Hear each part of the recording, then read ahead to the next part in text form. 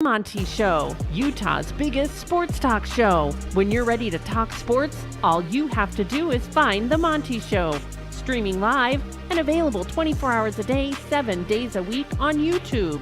Now it's time for the best sports talk in Utah, The Monty Show. Hey, yo, happy Monday, my friends. Good to be with you live at the Maverick Center in West Valley City. It's The Monty Show presented by The Advocates, theadvocates.com. Hope you guys are incredibly well. If you were in an accident over the weekend, if you got caught in the snow, if you got caught in the rain, because I feel like it's winter, coast to coast, north to south, east to west, theadvocates.com. No matter where you are, the Advocates can help you out. You can chat with an attorney live online 24/7, 365 at theadvocates.com. Hi, Jake. Hello. Good to see you, little buddy. Did you have a good weekend? Yeah, it was pretty good. Went by fast. It did. We did a lot. It absolutely did. Car Wash Channel is in. Mr. Preston's in. Kenai Johnson's in. Kenai, no more checking out the Audi. Got a new ride. Kenai, who drives by the Maverick Center every day. Sees the rig. You guys have got a new car. How about that? Brand new ride. We'll talk about that on the show. Yeah. I feel good. It's good to be back. Yeah, it's Monday, It is good to be back. The Thumb is suing Pat McAfee.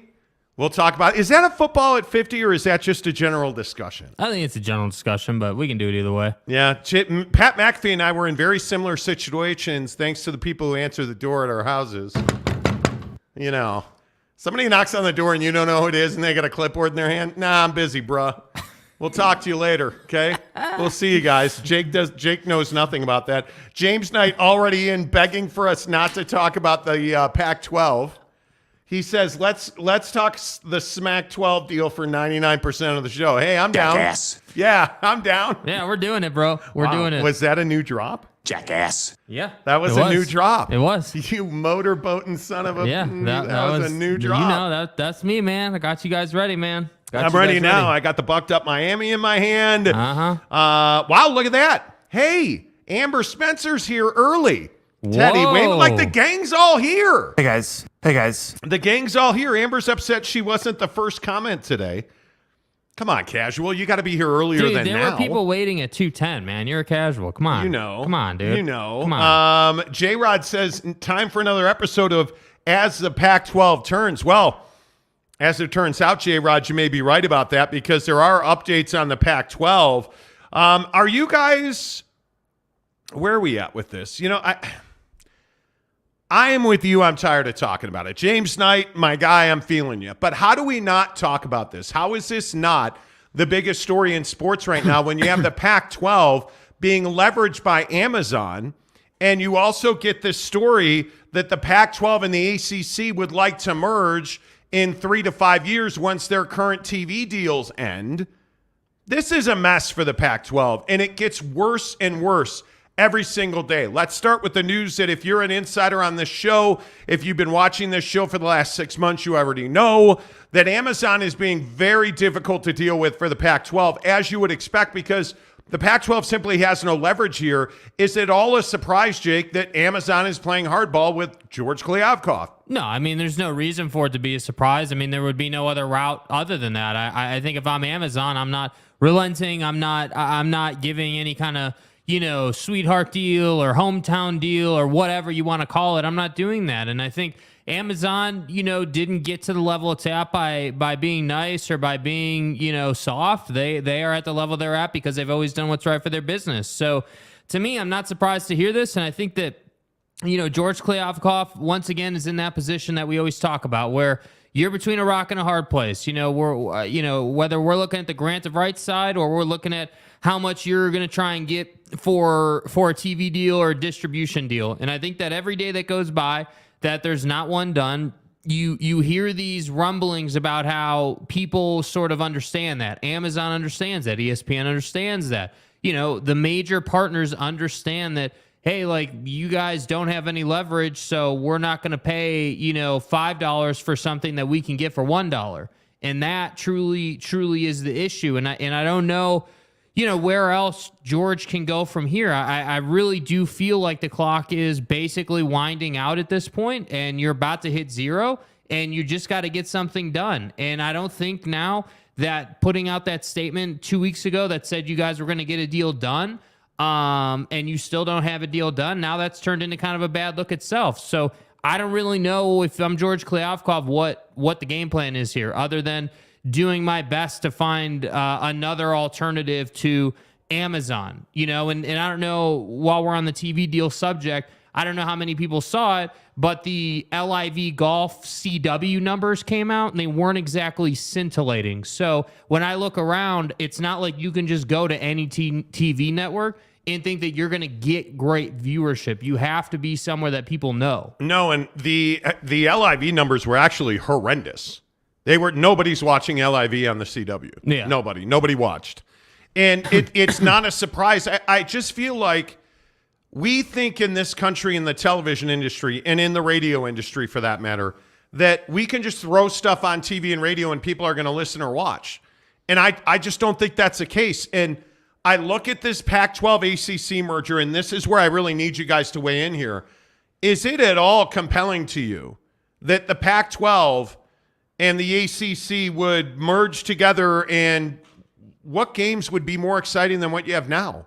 I mean, if you look at the ACC, and I can tell you from my time at a certain four-letter network, I created a certain hashtag about the ACC known as already crowned Clemson. Because it's garbage. And today I came up with a real butte that I was very proud of, the already crappy conference.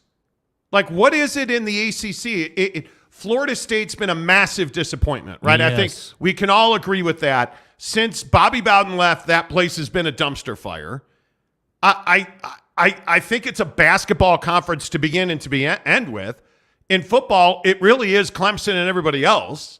Like, I don't know what it is that's attractive about the ACC other than it's just a hell of a lot more teams in one bigger conference that has east to west reach. Mm-hmm. But it's not like you're going to all of a sudden change the fortunes on the field because of that, are you? No, and I think that George Kliavkoff and company are looking for a way out. That's all this is to me. I look at this and I say, okay, you understand that your options are limited right now, and so you're in a position where you want to try and merge with another conference. But the problem is you missed that ticket. That ticket where ESPN brought it up to you like a year ago that, you and the Big 12, the conference you should have partnered with, should partner, and you said, oh, no, we're the conference of champions. We don't need them. We don't need to be scooping piles of horse crap in Stillwater. We don't need them.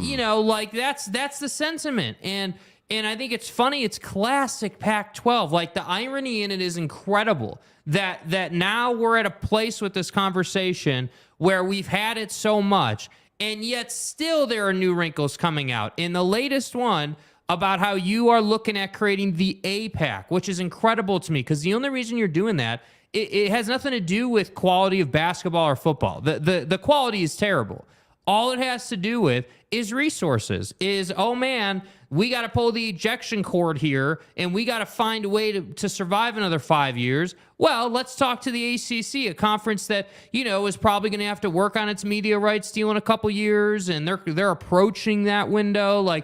That's what this is. And I get it. I'm not even blaming Georgie Poo for taking this approach, but it just reeks of Pac-12 arrogance, because this should have been done already with the Big 12. What I think it goes back to is our time at the shitty radio station in Phoenix. Because what was the big conversation then? Oh, Arizona State's not going to justify the existence of Grand Canyon University by playing them in a basketball game. I mean, we're ESU. We're the Pac-12. Who are you? Yeah. Right? That's the arrogance. We've dealt with this for a decade, for years and years and years. Member after member, you after you, saying we're not doing this because you're just down there. Mm-hmm. Like looking down their beak, if you will. And I think finally that's all come back to roost, because I will just again say, I think the big hammer here is not in the ACC's hand. I think it's in the Big Ten's hand, with all these rumors over the weekend that the Big Ten was targeting Washington, Oregon, Cal, and Stanford. If that happens, you're done. Like, you're just Just start digging the hole now. I would hope that you have a backhoe on like call so that you can start digging the grave of the Pac-12. Because when the Big Ten comes calling, and if they take Oregon and Washington, Stanford and Cal, hasta la see ya. Pack your shit. Let's go. You're done. It's over. That's it, Skippy. Because at that point, what do you have left? Nothing. I mean, you've got 6 schools who really amount to nothing left. Yeah. And my feeling is most of those schools wind up in the Mountain West with a couple of them going to the Big 12. And the damage that's been done in the relationship between the Pac-12 and the Big 12 through this very process, I don't know anymore if the Four Corner schools are a slam dunk. Which, frankly, I'm tired of hearing about Four Corners. It's a gimmick label, dude. The Four Corner schools. I mean, come on, man. Like, let's stop saying the Four Corner schools. It's not the Four Corner schools, man. There's a group of particular schools, not all in the Four Corners, that are going to be attractive to the Big Ten. And you just listed them. And it's not Utah and Colorado and Arizona. Like, that's not what it is, man. And I think the Four Corners thing was such a gimmick and such a hype that raged for like 10 days and then has died off now. Like, I just look at this and I say, what else is there? If the vaunted APAC doesn't work out, where then will you go? And that's why we titled today's show, Amazon's not really going to budge on the Pac-12 TV deal, because they're not going to budge on it because they know you have nowhere else to go. So while Amazon and ESPN are chilling at the bar having a beer watching you wilt away, let's see what you can get done with the ACC, man. That's where we're at. Yeah, I don't even know what you say. I truly don't know what you say to anybody that is telling you this conference can survive, because I don't know how. I actually want it to survive, and I kind of wish Wilner and Cansano had some idea of what they were talking about. That'd be neat. I wish that the Yogi Roths and the mouthpieces of the Pac-12 had some idea of what they were talking about, but I cannot tell you how many people we talk to in TV that say it's over. There is no bag of cash coming. Like, it's $25 million. It's what you have now. That's the extent of it, unless something markedly changes in the next couple of weeks. Because I think the deal's been done, and George has been out trying to get a better deal. Yeah. I honestly think that's what this is. This is what with the exception of Ion TV, because it's kind of been explained to me that they were working on something else related to spring sports that had nothing to do with this larger package. But everybody else, the people we talk to at every other network, say, hey, man, it's done. We're where we are. ESPN, sources at ESPN have told us for months, we're not moving. We gave them a number. That's it. Cold-blooded, clean, methodical, and thorough. And that's it.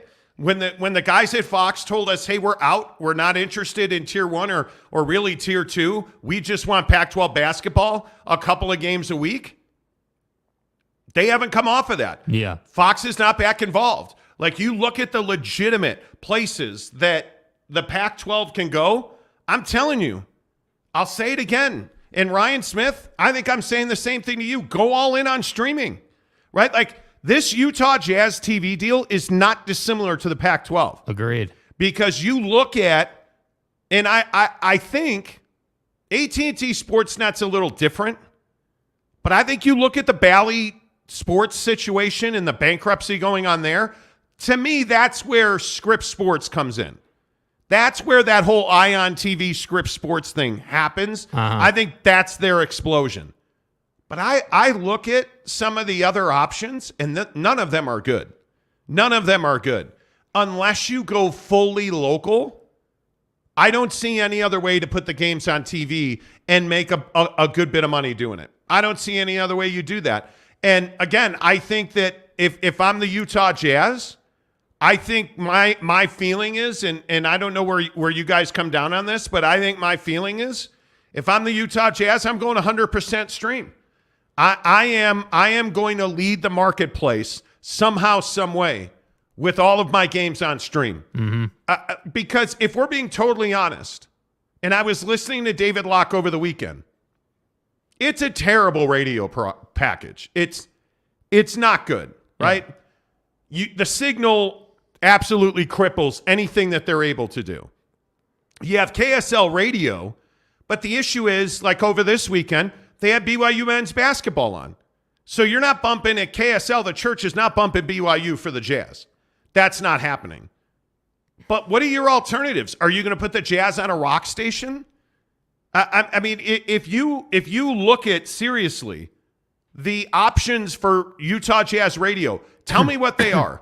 Because 97.5 and 1280 have terrible radio signals at night.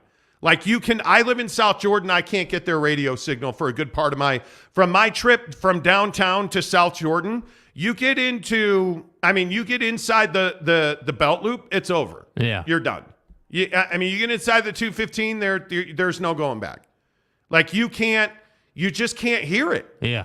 You can't, and I don't know how else to say that. Like the 15 out to Tooele, you can't hear it. Anything down Bangerter, you can't hear it. It's incredibly frustrating. And when you do hear it, David Locke refuses to tell you what the score is. Yeah. It is. That's right, T. Time and score, please. That's all I'm asking. I'm not asking for like the codes to the nukes, right? Yeah, I'm not asking for launch codes here. Time and score, man. But I just don't think there's a whole lot of places for sports to go in this country. Well, I think for the Jazz, they got to be on the cell phone. I mean, that's just the minimum, and I like where at a minimum. That's just the minimum. And I'm someone who consumes sports vigorously. Like I watch sports all the time on my phone. Like I know how to do it. It's not difficult, and it's difficult. Admittedly, it's difficult to consume Utah Jazz basketball on your smartphone. You have to have one of two options. DirecTV or not Hulu. There's one, I'll have to pull it up. I can't remember the other option. But anyway, the point is you have two options, basically, and that's it. And they're not widely distributed amongst the younger fan base. And that's why I've been such an advocate of YouTube TV, because every kid in this town knows what YouTube is, and every kid in this town knows how to open their iPhone or their Android and get on YouTube. And Saturday night, where did we watch a Jazz game? Yeah. YouTube TV right here in our studio, right? Like, I mean, you're exactly right. YouTube TV. But I also, the thing that scares me is the NBA app. I think, where all this is going. I think the League Pass is going to come in-house, and I think the only place to get it is going to be the NBA app. And it scares me because it's really bad. The NBA app right now, like just trying to watch the VW games, they're terrible.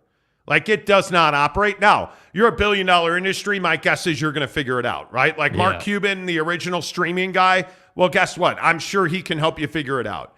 But my point is, like, yes, Amber, exactly right. Fubo TV, and it is pricey. It is not cheap. Fubo, yeah. It is not cheap by any stretch of the imagination, because we almost subscribed to Fubo to see Pac-12 Network, and we were like, no, we're not paying that for one channel, because you're not on Fubo, like. But again, Tubi, you have all these streaming options. Yeah, I'm just telling you, Amber's exactly right. At some point, it becomes cost prohibitive, because like, look at Amber.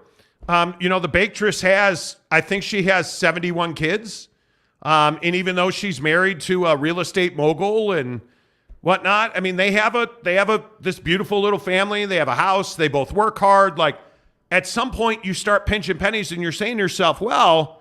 Pause, bro. Pause. I've got Jazz tickets, or I've got friends, and we have Jazz parties. Because a listener told me the other day, hey, you know what? We all go over to this one guy's house because he's got the League Pass, and we can watch the Jazz on his big screen TV. Yeah, I guess I'll have to figure something out. You're going to somebody else's house every time there's a Jazz game on TV. Brutal. Because you can't. And the other thing is, I don't think people understand that Comcast. Isn't it Comcast now? You can stream it if you have AT&T. Yeah. But how many people here have Comcast? I don't. Not many. Not many at all. Like, DirecTV is baked into so many apartments in this town that like Comcast has a very small sliver. I just don't know. I don't know what the answer is. By the way, Amber says, oh, geez, haha, 71. She's got a beautiful family, though. I mean, but you know what I'm saying. Like, you have. What do you? I think you guys have 3 kids. Like, I mean, it's life. You have a house. You have kids. It adds You're up, running bro. businesses. You have cars. You have life. You have clothing. I mean, think about your food budget. If you're a family of 5 or 6, think about your food budget. Final. I mean, if you're paying for 5 different streaming services, that might be your food for the week. Back is broken. Like, how many people can really afford to do that? I can't. I don't think most people can. And maybe it's not even a can, it's a want to do that. Yeah. I mean, it already pisses me off that I've got to have, Amazon Prime, and I've got, I was so proud of my wife. Mrs. Monty clipping Netflix out of her life was massive because it's just not worth it. Like, we watched, we watched Mayor of Kingstown yesterday morning, and I thought to myself, justified for paying for Amazon Prime Video. Yeah. Justified for paying for Mayor of Kingstown on Amazon. Yeah. Through Paramount. But am I going to go get a Paramount subscription? I'm not. I'm not doing it. But anyway, the point is, you guys get what I'm saying. Amber says 3 kids and so many streaming options to get everything we need to watch, quote unquote, need. Uh-huh.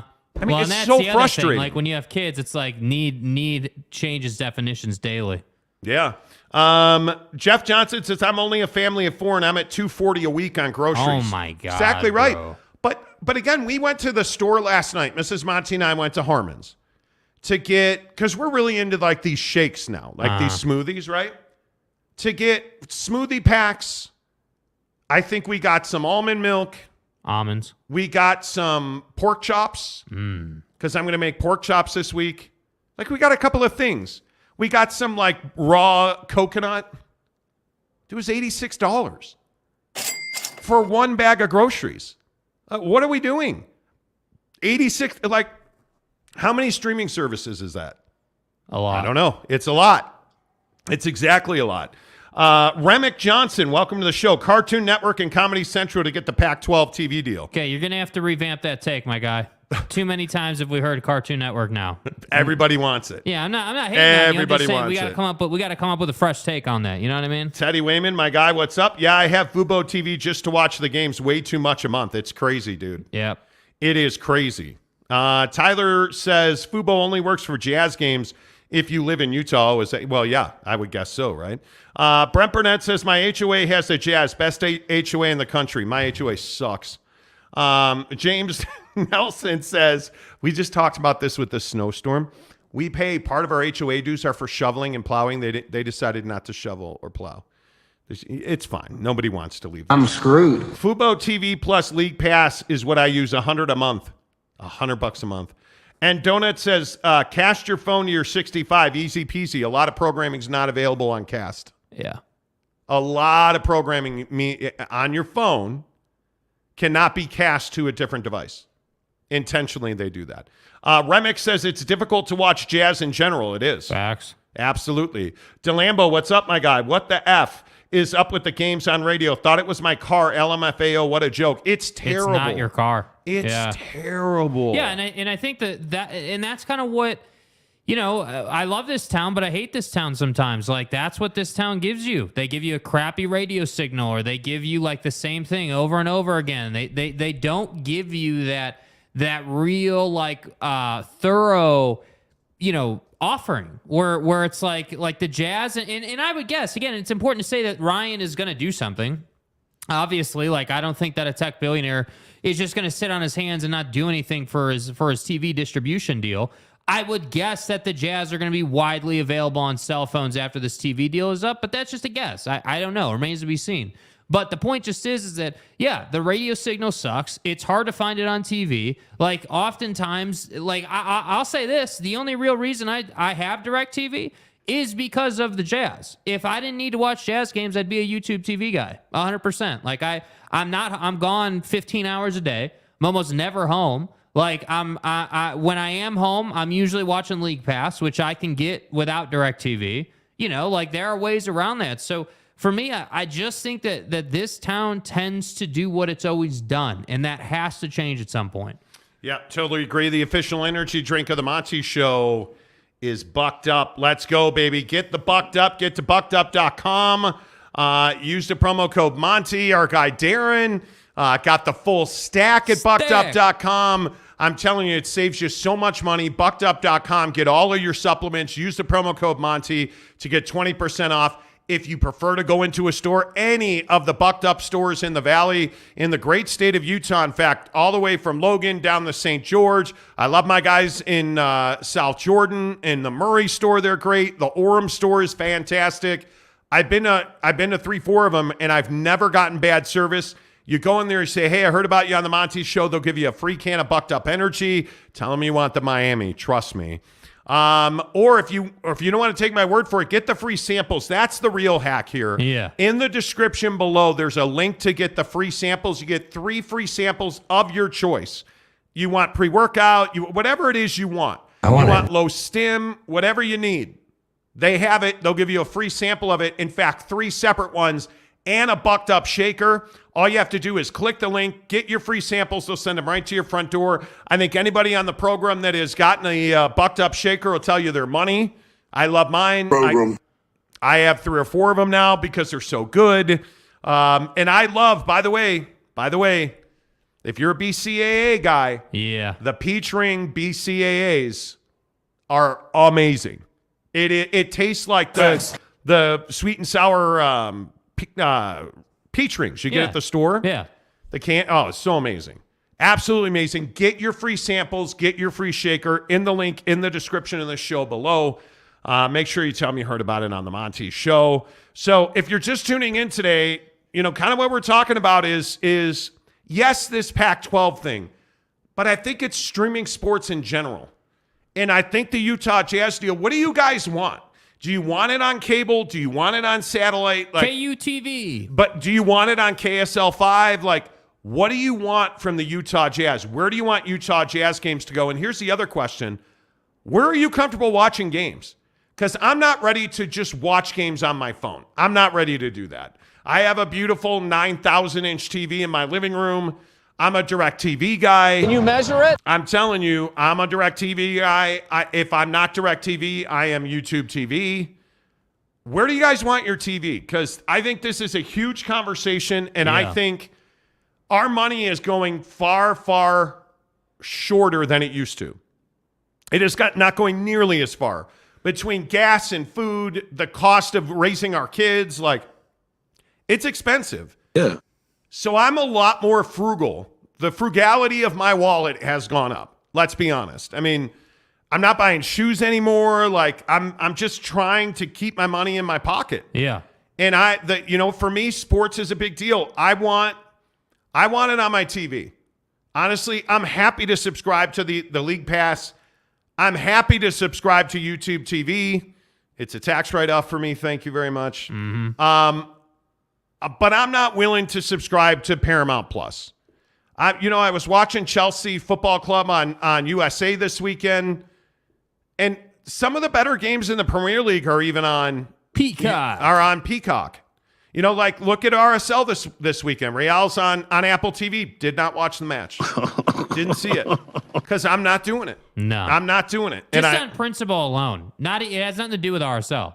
And I think the big thing for me, I don't care what you want to label it. I don't care if it's called the Ryan Smith TV network. I really don't care. All I want is to be able to turn my TV on and quickly access the game. Yes. Or open my iPhone and quickly access the game. And I would like that to be inside of one bill that's under $100 a month. That's what I would like. It's that simple. Yeah, I agree. Let's see. Jacob DeLambo says KSL would be sick. The elderly love the Jazz. So you're saying old people watch KSL 5? Uh-huh. Well, I got to tell you, not that they ever make episodes of any of the Law and Orders or Chicago PD anymore. Facts. Did you guys see they're off until March 23rd? Casuals. Scoundrels. So mid. Scoundrel. They're off for a month. What that must be like. So frustrating. But I wouldn't mind KSL. Easy to get. You can get it anywhere. I mean, they have everything else, right? Yeah. The problem is, again, the 97.5 and 1280, you can't listen to it. Yeah. You can't listen to it. Yeah. And again, the thing that was disappointing is David Locke has regressed as a broadcaster. I want to paint this picture. So Saturday, and we're going to talk about this way later in the show. You probably got 2 hours till we get to this. But, we pick up the new car, awesome experience, had a great time. We come over to the Grizzlies game, watch some hockey, have a bunch of fun, shoot a video.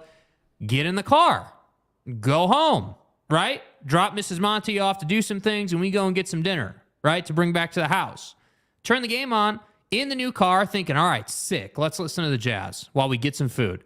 And all you hear really is like, and he's barely in the background, like, you know, and it's just like, damn, dude, like, it's not even worth my time. Like, I'll just wait. At the district, so we went to, there's a little Chinese spot at the district. The Asian Bistro. Yeah, Asian Bistro 88 or whatever it's called. And you went to More Betters. More Betters, yeah, where the sinners go. That's right.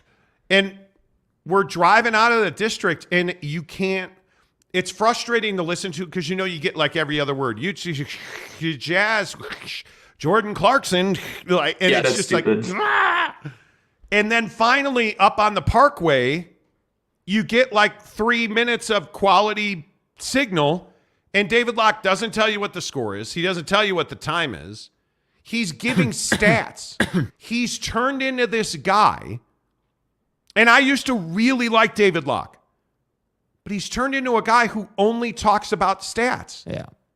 And it drives me crazy. Like, what are you doing, man? Yeah. I just need the time and the score. And I want to know what, like, we're listening to the game the other night, and he's just calling when a bucket goes in. Well, and you remember, like, what you had said. BYU basketball was on, what was it, 1280, right? On KSL. Or KSL, I mean, yeah. And so you turn on KSL, and who do we get? Well, no, you turn on KSL, what's the first thing you notice? Well, it's beaming through your radio. Yeah, it's beautiful. It's perfect signal. And you get a pro like Greg Wrubell. I'm talking about, and again, I'm not from Utah. I'm not a BYU guy. I'm just an appreciator of great broadcasting. Greg Wrubell, and I know I don't have to tell a lot of people this, dude is as smooth as it gets. I'm talking about silky smooth, like, easy to listen to, doesn't feel like he's trying hard. I know how much time is left. I know the score. I know how many, fouls Buddy has. And he's actually doing like play-by-play, like ball swings left, underneath, back. David Locke on the Jazz game is like just talking about how what the trend, I think he was talking about like a third quarter trend or something stupid like that. Yeah. And the game is going on in the background, and you hear the crowd reacting, and he's talking about, hey, this bucket, or with the, and he said somebody's name with the bucket. Talon Horton Tucker, or THT with the bucket. And he goes right back into, well, 42% of the time when there's 38% shooting and 46% misses and 50. Dude, shut up and tell me what's going on in the game. Like that. Hey, look here, man. David Locke used to be a superior storyteller. And all of a sudden, it's just stats guy. And I don't know what to do with that. Because it was a solid, we were trying to listen for a solid 45 minutes. Yeah. And you get very little play-by-play. And the thing is, if you were on, like, let's say YouTube TV, just as an example, I wouldn't listen on the radio. I'd stream it on my phone. Happily. I'd love to. But, and not to belabor the point, this is what we talked about on Friday. What are we going to miss about RSL? Bill Riley. Yeah. And why? Because Bill Riley's got 20 years calling RSL soccer. Yeah. So he can storytell. He can tell you background. He can give you history. He has context, bro. And he is really good calling a soccer match. Like, he understands flow, build up, energy. And now we're not getting that. Now, again, I didn't listen to the game. I have no idea where the RSL match was on the radio, but I didn't hear it. So I don't know, did David James do well on the radio? I have no idea. But I know it wasn't Bill Riley. And I know when I flipped over to David Locke, I know what I got there. Greg Wrubell is a king, dude. Yeah. With that guy, I don't know what he takes for his brain, but that thing works amazingly. Amazingly. I'm for real. Austin Napierski says, I personally love Locke, man. The stats enrich my listening experience. He needs to figure out how to synthesize the play-by-play with those stats. That's what I'm saying. Yeah. I mean, we're saying the same thing there. I mean, what we're both saying is essentially that, hey, the stats are great and everything, but who gives a damn about the stats if I don't know what the hell is going on the floor? Like, you have to tell me what's the play-by-play, not Clarkson with the layup. Like, you're not even getting excited about Jazz basketball because you're so, I honestly think his face is in the stat sheet or on whatever screen is in front of him with stats on it. Yeah. It's just great. And by the way, the other thing, somebody please get me more Ron Boone. Like, I love Booner. I love his story. Again, it's his experience in storytelling. It's what I love about Thurl Bailey. Yeah. When Thurl Bailey talks about a foul in a certain way, hey, when you hear Thurl Bailey talking about the ability to stop and move your body or control your body, or when I played, or hey, I remember, like, that's what I'm listening to Thurl Bailey for. Yeah. It's what drives me crazy about Holly Rowe. Y'all Holly feel me? Rowe, the next time Holly Rowe interrupts one of his stories, I'm going to lose my mind. Because Big T's a great, great storyteller. Yeah. Ron Boone's a great storyteller. Let them tell stories about their days. Yeah. That's what they're there for. Anyway, I I try to digress. stay calm and not curse. Rick Olson says 23 out of the 25 watching don't care about the Jazz. Well, there's 300 people watching, so I don't know. Yeah, but good luck, bud. It's fine. Yeah, give me Bailey and Boone on the same broadcast. That would be sick. Yeah. Holly MFing Rowe. Don't even get me started, Austin says. Let's see. Hayabusa. The zone signal is garbage around north and north of Hill Air Force Base. When you are driving to work around the base, better make sure you are streaming it or you won't hear it. It's a pain. Yeah. Yeah. Exactly right. Napierski says, oh, fair. I thought y'all were saying that the stats were all around stupid, useless. No, not at all. No, I think Not at all. what is it's just what's frustrating is that, you know, like I love like the stat side of the game on the radio specifically. Like that's what we're talking about on the radio because it's different on TV, but on Yes. the radio, stats matter. But what matters most, like that, this is precisely why I enjoy Greg Wrubell's call because even if you didn't give me any stats and you do a phenomenal A+ over the top job on describing the game, you know, describing the moment, if I can really picture that in my head when I'm hearing, I'm going to keep listening. But if you can find a way to find that balance where, hey, there was a quick whistle here, hey, stat, and then right back into it, like that's fine. I'm good with that. But you can't just have all stats and no game picture. That doesn't, like, you have to find that balance. Have to. There's no other way around it, man. Like it is so critical that you get. And I think that side of The it. stats matter. Yeah. The game matters more, especially on the radio. And this is why, before we get back to the Pac-12 thing real quick, this is why David James calling games on the radio is problematic. Vexes me. Because on TV, the picture does a lot for itself. On TV, the reason I like David James calling RSL soccer on TV, he did a good job of just letting it breathe. You don't always have to be talking when the ball is moving through the midfield or when the ball's in the air or whatever it is on a 50-50 ball. You don't always have to be talking. Just let the ball tell the picture, right? In basketball and in soccer on the radio, you have to constantly be telling us what's going on. Yeah. That's the bottom line.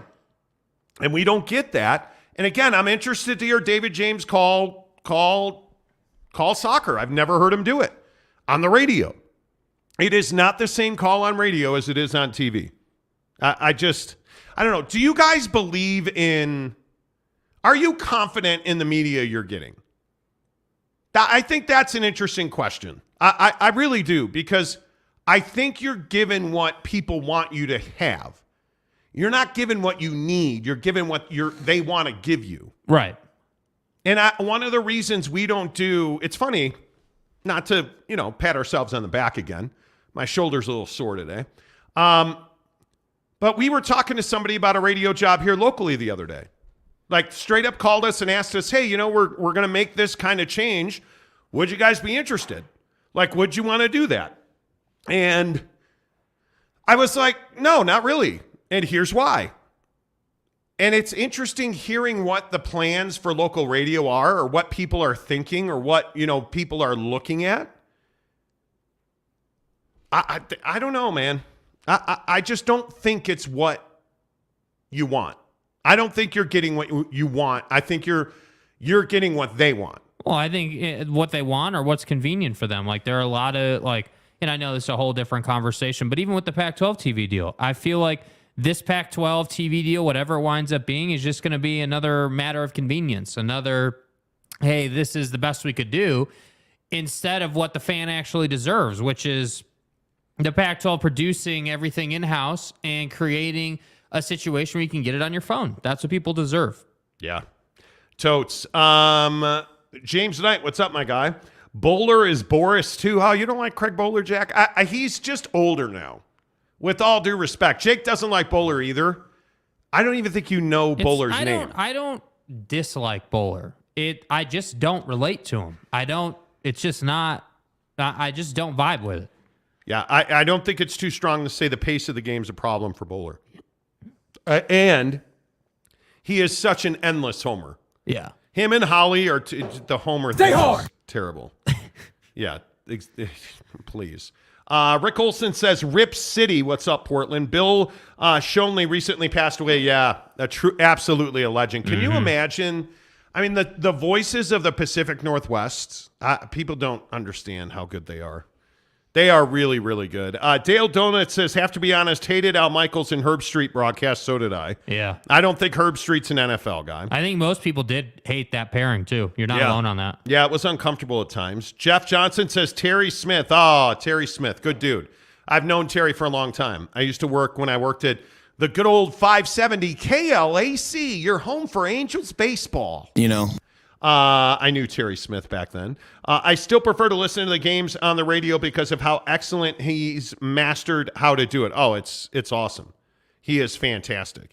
Brent Burnett says media is highly biased, like Lakers claiming it was LeBron and AD that were heroes yesterday. Oh, it was LeBron, no doubt about it. There is no doubt about that. It was we can disagree, dude. I've watched. I know that you're not trying to run in here, Brent, with a take that says it was Vando that brought them back. He played a good game. He is a key contributor for them. He is not LeBron James. He is not the sole reason why they came back in that game. Not at all. Not at all. The block shot on Kyrie Irving was massive. Anthony Davis hitting that turnaround. Anthony Davis dominating the paint. Anthony Davis passing. I hate to say it, Dennis Schroeder made some plays in the last 2 minutes of that game that really mattered. Yeah.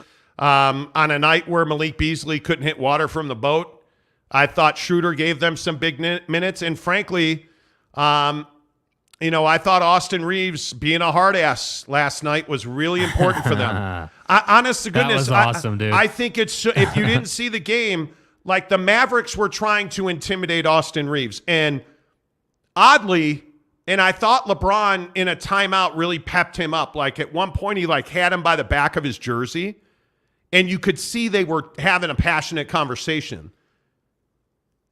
Austin Reeves is a hard ass.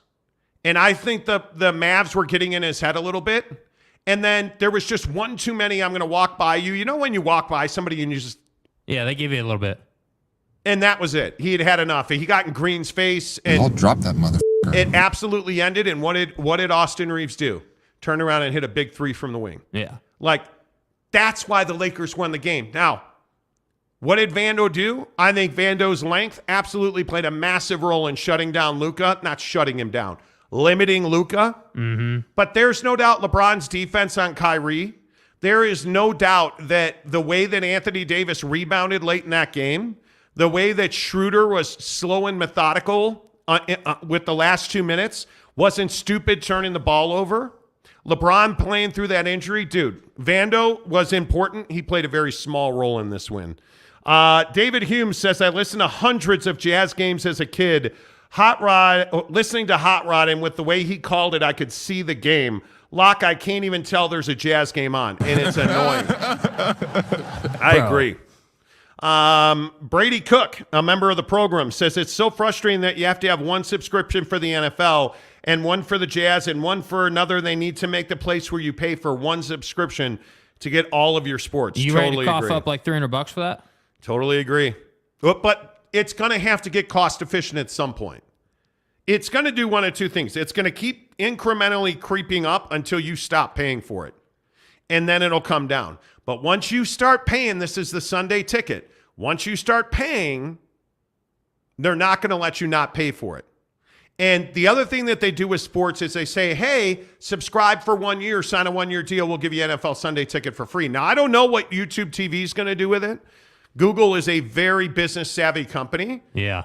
It'll be interesting to see. We'll see.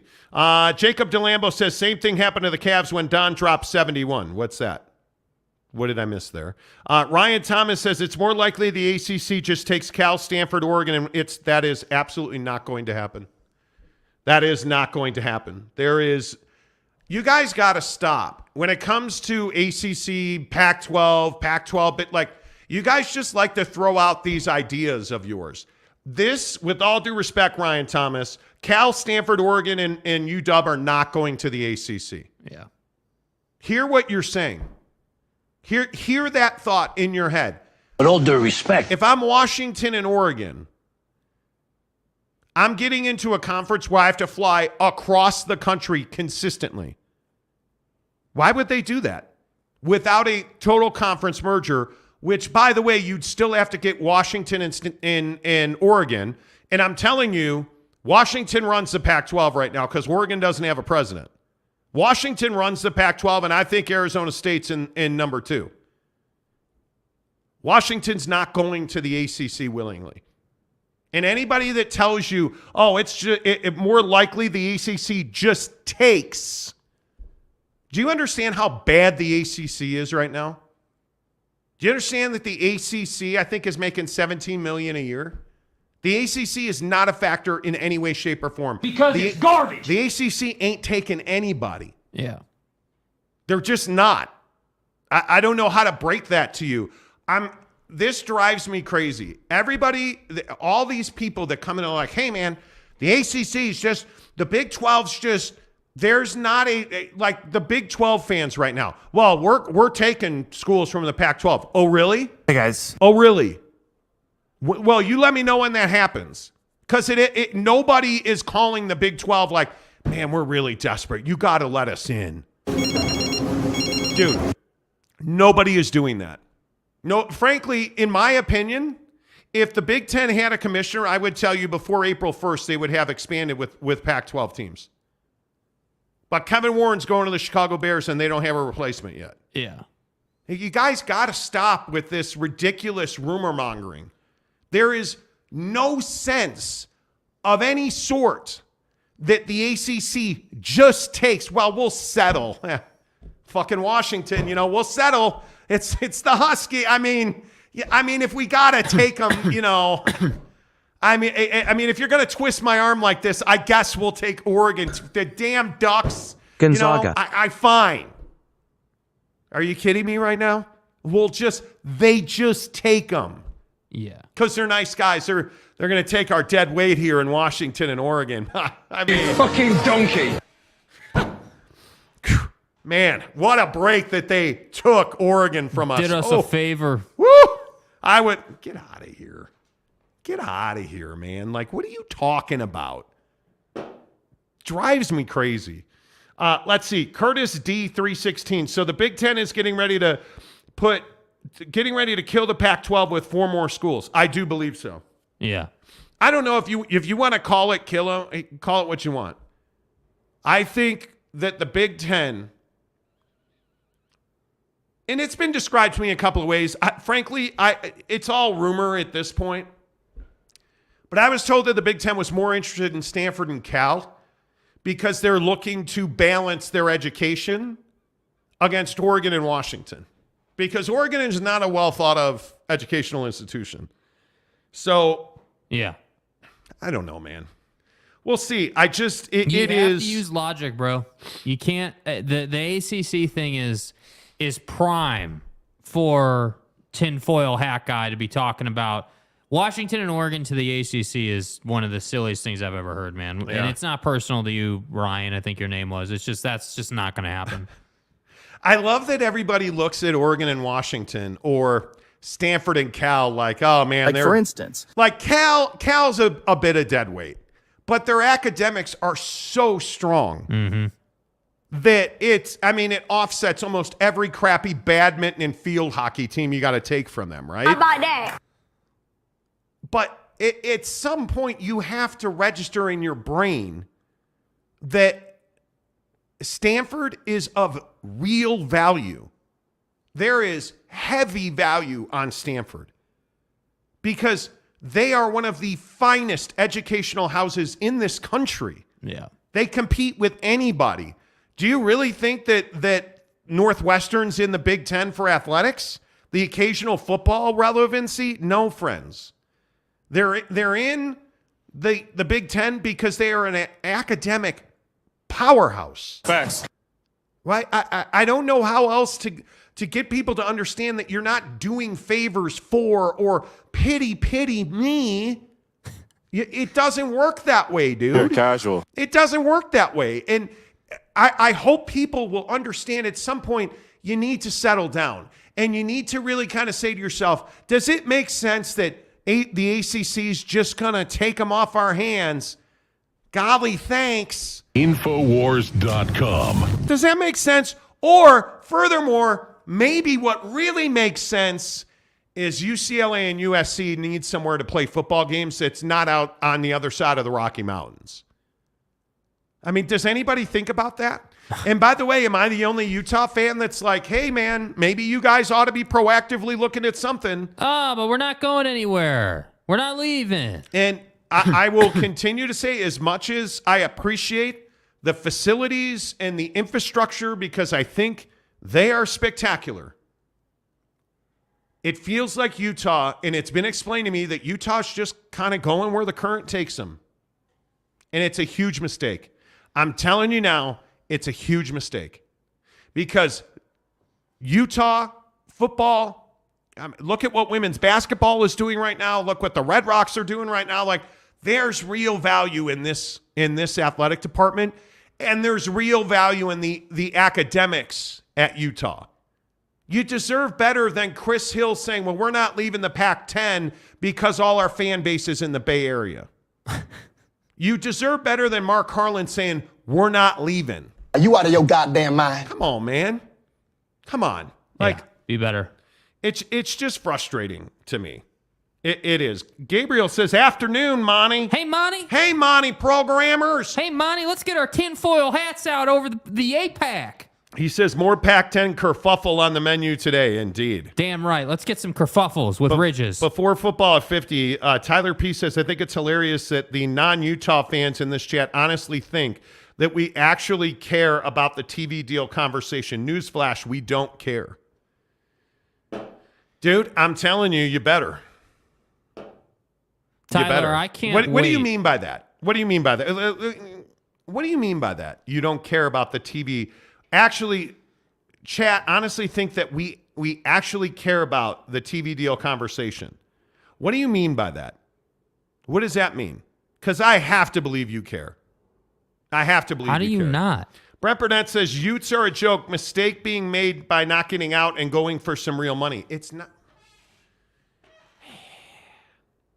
You know, sometimes... And I get it. I'm just little old Monty over here. Hey, Monty. I don't know anybody. Trust me, bro. Like, Jackass. it's not necessarily about the payday. Why do you make my head hurt when you These say people going to heaven? When you say things like exactly. When you say things like, "Oh, the Utes got to get out of the conference to chase a bag of money." It's not about the payday. It's about access to making more money than the payday. Anyway. Ooh. Play the music. Okay. How are we? What is this? This is March? Let's call it March. Yeah. How are we? September, October, November, December, January, February. We're 6 months into this and you guys are still talking about, oh, Utah needs to go get a payday. Not about the money. Not in that sense, man. How are we still in this thing where I'm a Utes fan and I don't care about the TV deal? Yeah, you do. Hey, Monty. Yeah, or you're just going to be on... Get your rubber ducky out because you're floating down the broke river. Jimmy Jack Sportsnet. You know what you'll be on? You'll be on the bottom of the recruiting rankings. On CW. Because if you don't care, if you're a Ute fan and you don't care about the TV deal, man, I don't know what you're looking at. I don't know what you're looking at. Because when I look at the Utah Utes, especially the football program, I think it's one of the best in the country that nobody knows about. Facts. You have a legendary Hall of Fame, all-time great coach in Kyle Whittingham, and nobody recognizes him as that because you're on Pac-12 networks. And you're like, yeah, we don't care about the TV deal here in Utah, Monty. What do you care about then? Because do you know why USC was ranked ahead of you even after you beat them? Because the soccer writer in Minnesota who voted for him sees USC and he's like, oh, Pete Carroll and Reggie Bush lost a game. That's fine. They're better than Utah. He doesn't know who's your mom or your cousin. He just knows it's USC and there's Traveler going to spike at center field and stuff. Like, where did your heads go? This is the thing that I just want to understand. I'm not trying to be a jerk about this, but help me understand how you can say things like Utah fans don't care about the TV deal.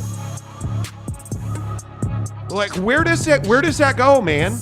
How does that work?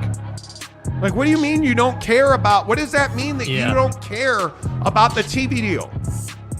You are right now, like, you're irrelevant. If we're being totally honest, Utah football in the national scheme of things does not register. And even though they're Ohio State good. And you've won the conference 2 years in a row and been to the Rose Bowl 2 years in a row. And what if you beat USC like 37 straight times and you're irrelevant? Yes. That's the logic that I need help getting my head around. Because if you had a better TV deal and you were on national TV every single game, like, I don't know, playoff already. What are we doing? What are we doing? Somebody help me understand that, because I don't get it. Yeah. I don't. Anyway. Like Huey Reid says, S-E-C. The next 4 comments, could you please do ESPN? He says U-T-A-H. What does that spell? Poughkeepsie? No, I think I think that spells irrelevant. Ought to? Hat you? H-A-T-U. Does that spell hat you? Hat you. Okay, hat you in the I'm confused. Hat you in the Central Electronic Service? And now Cyclone Steve says E-S-P-N. No, you got that backwards. Oh, N-P-S-E. Oh, okay. Got it. Woo, okay. I don't, National Picture Service expected. Got it. There you go. There you go. Got it. All right, okay. cool. Now I'm on board. All right. Woo. All right, hit the like button.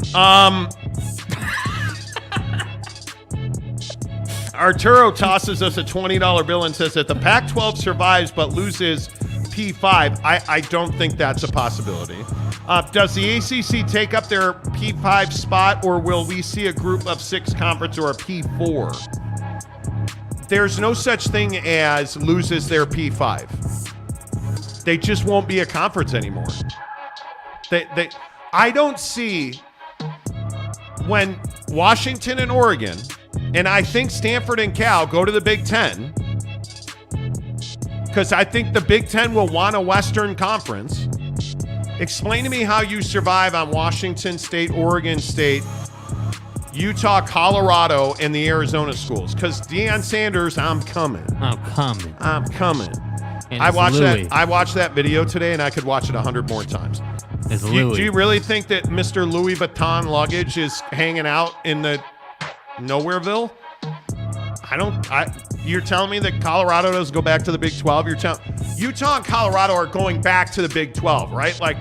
That's what makes sense. You can't tell me that it makes any sense at all for the Pac-12 to be the Pac-6. Well, we're small, but we're mighty over here. Right.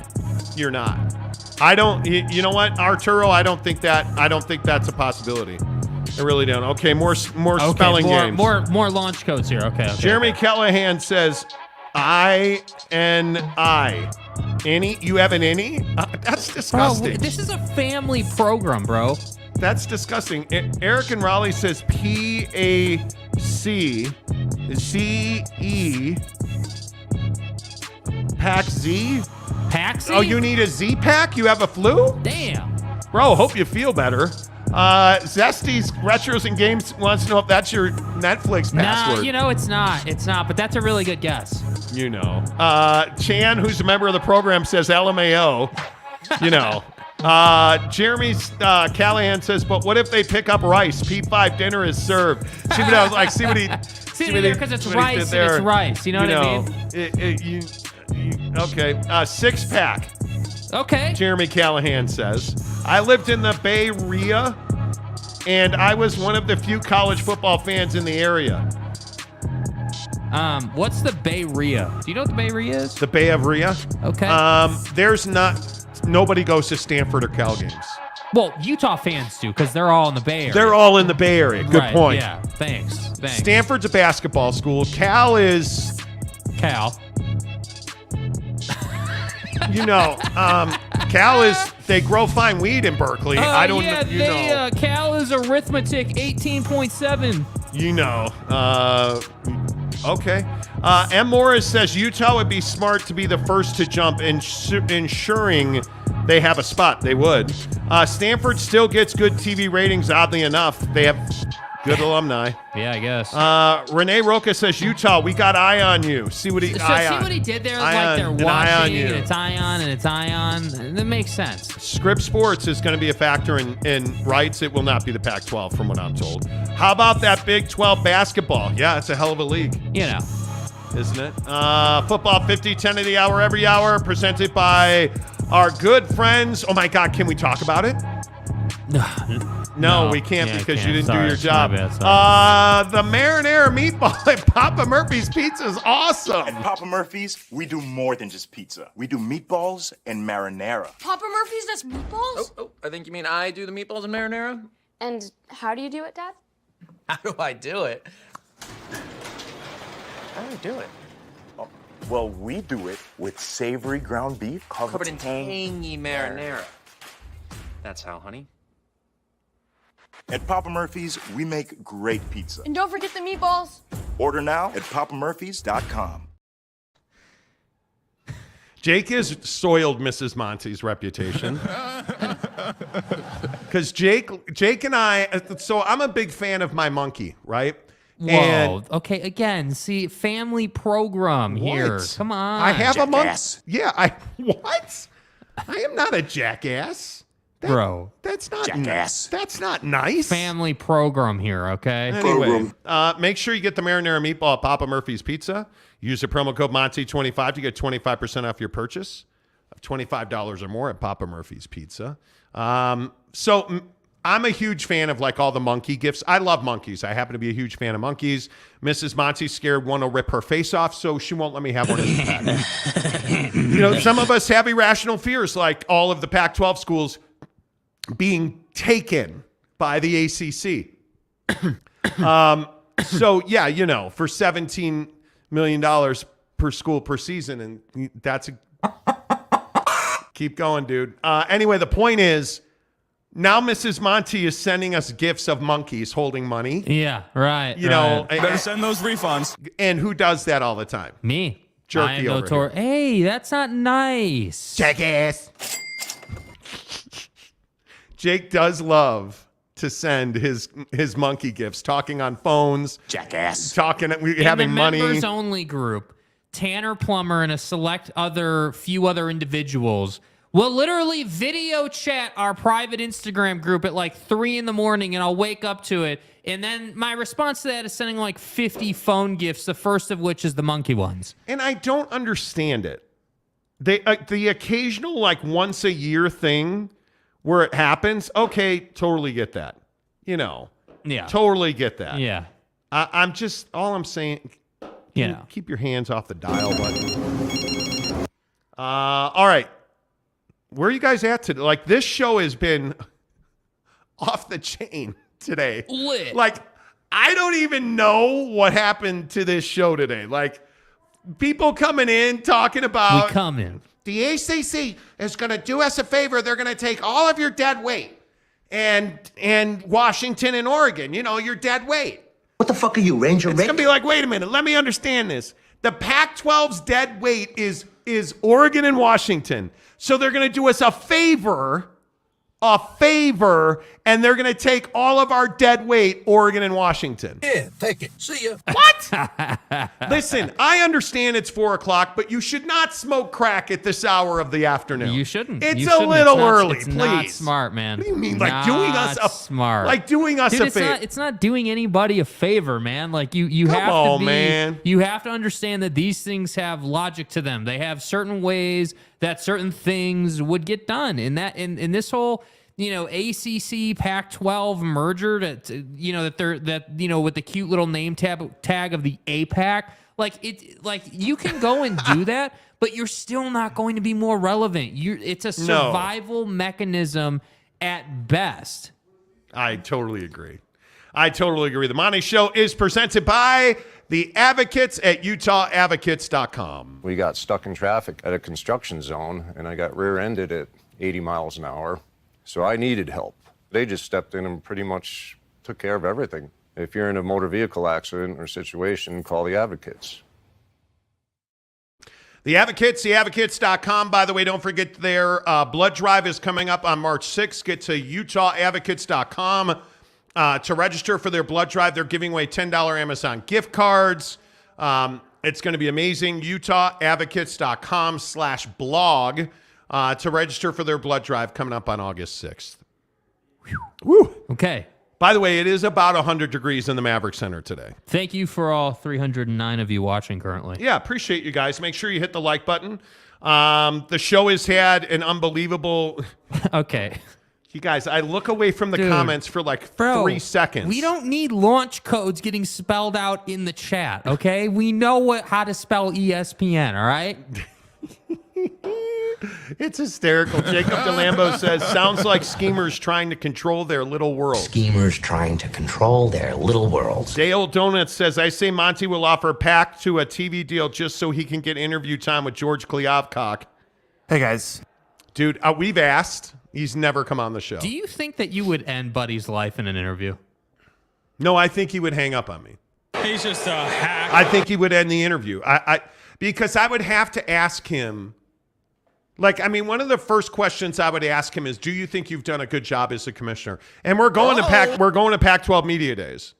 So I'm hoping to sit down with him this year. We'll see. If he's not gone by then, and we have Jeremy, we've asked to have Brett Yormark on the show. Yeah. I think the problem is, and this is going to sound really self-serving and arrogant, it's not, trust me. We've become a little too big now.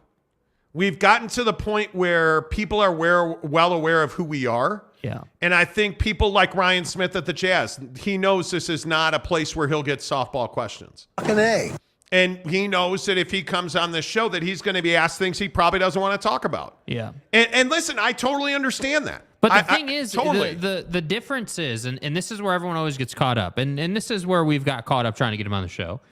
People correlate, hey, he's going to get asked things he doesn't want to talk about, with us just trying to be hard asses about it. And it's like, we're not even trying to be hard asses about it. I genuinely want to know what the plan is for the TV deal. I want to know what the logic was trying to partner with Travis Scott when Buddy's had a bunch of issues at his event. I want to know why, Ryan Smith, you had Karl Malone judging the dunk contest. Why? Yeah. What was the point?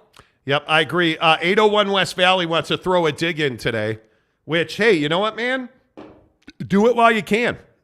And Wenthy says, BYU produces better NFL talent than Utah. Stay hard. Like I said, Stay hard. Do not smoke crack at this hour of the day.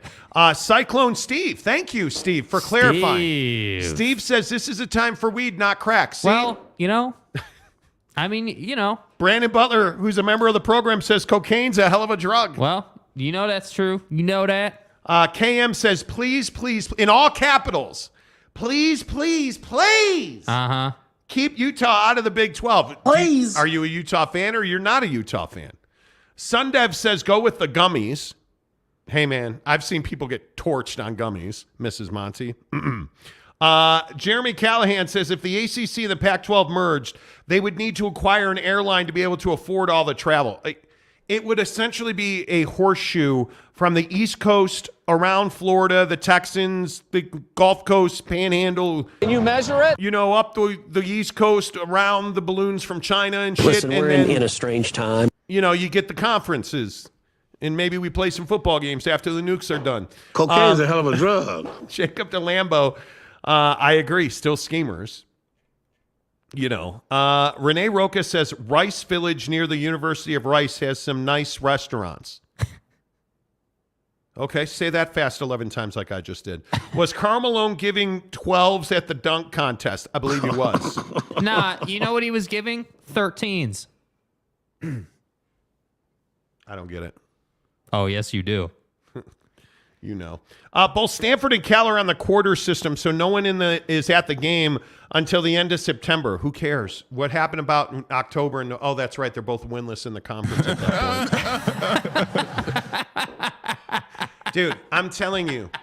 It's cool. Dude. Hey, it's fine. Yeah. Nobody goes to UCLA games, right? Until the big ones happen because they're actually in the conference conversation. When's the last time Cal's been, like, truly relevant in Pac-12 football? When's the last time before he quit that David Shaw was relevant in the Pac-12? Well, his hands are tied. They're not relevant. They're not big games. Notre Dame and Stanford used to be a thing. It's not a thing anymore. Jim Harbaugh ain't walking through that door anytime soon. He's busy screwing Michigan out of championships. You know what I'm saying? Like, you know. Damn, Jake, call the burn unit. Carl needs some ointment. Hey, I'm just keeping it real, bro. I have no mercy for him. Taylor Smith says Boise State to the Pac-12. Boise State, and if we keeping it real up in this piece, right? If we're keeping it real, Boise State is going to be a player. But I said this about Utah Tech, and people lost their minds. Fuck you. Where'd you hear that?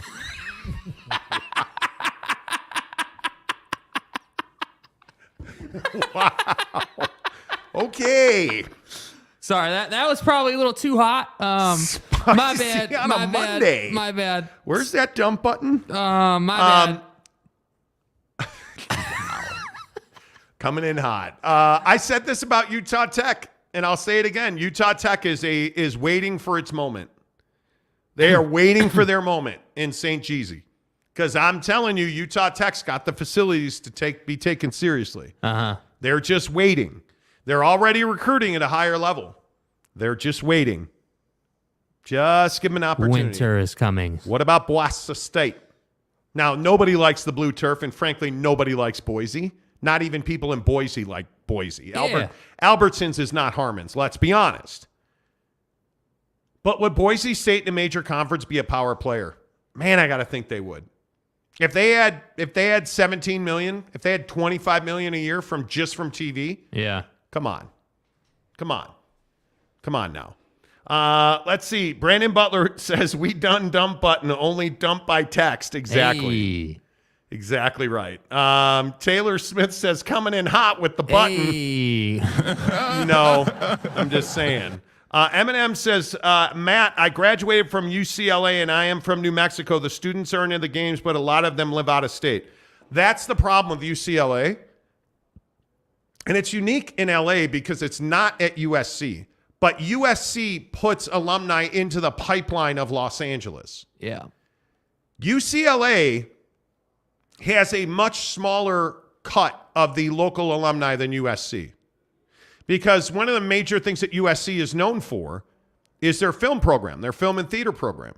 Well, what do you do in Hollywood? You work in film and theater, right? So you keep a lot more people local through USC law. You keep a lot more people local through their med school for Curlin Job. Like, yeah, you have all these reasons to stay local, but at UCLA, it just doesn't work out that way.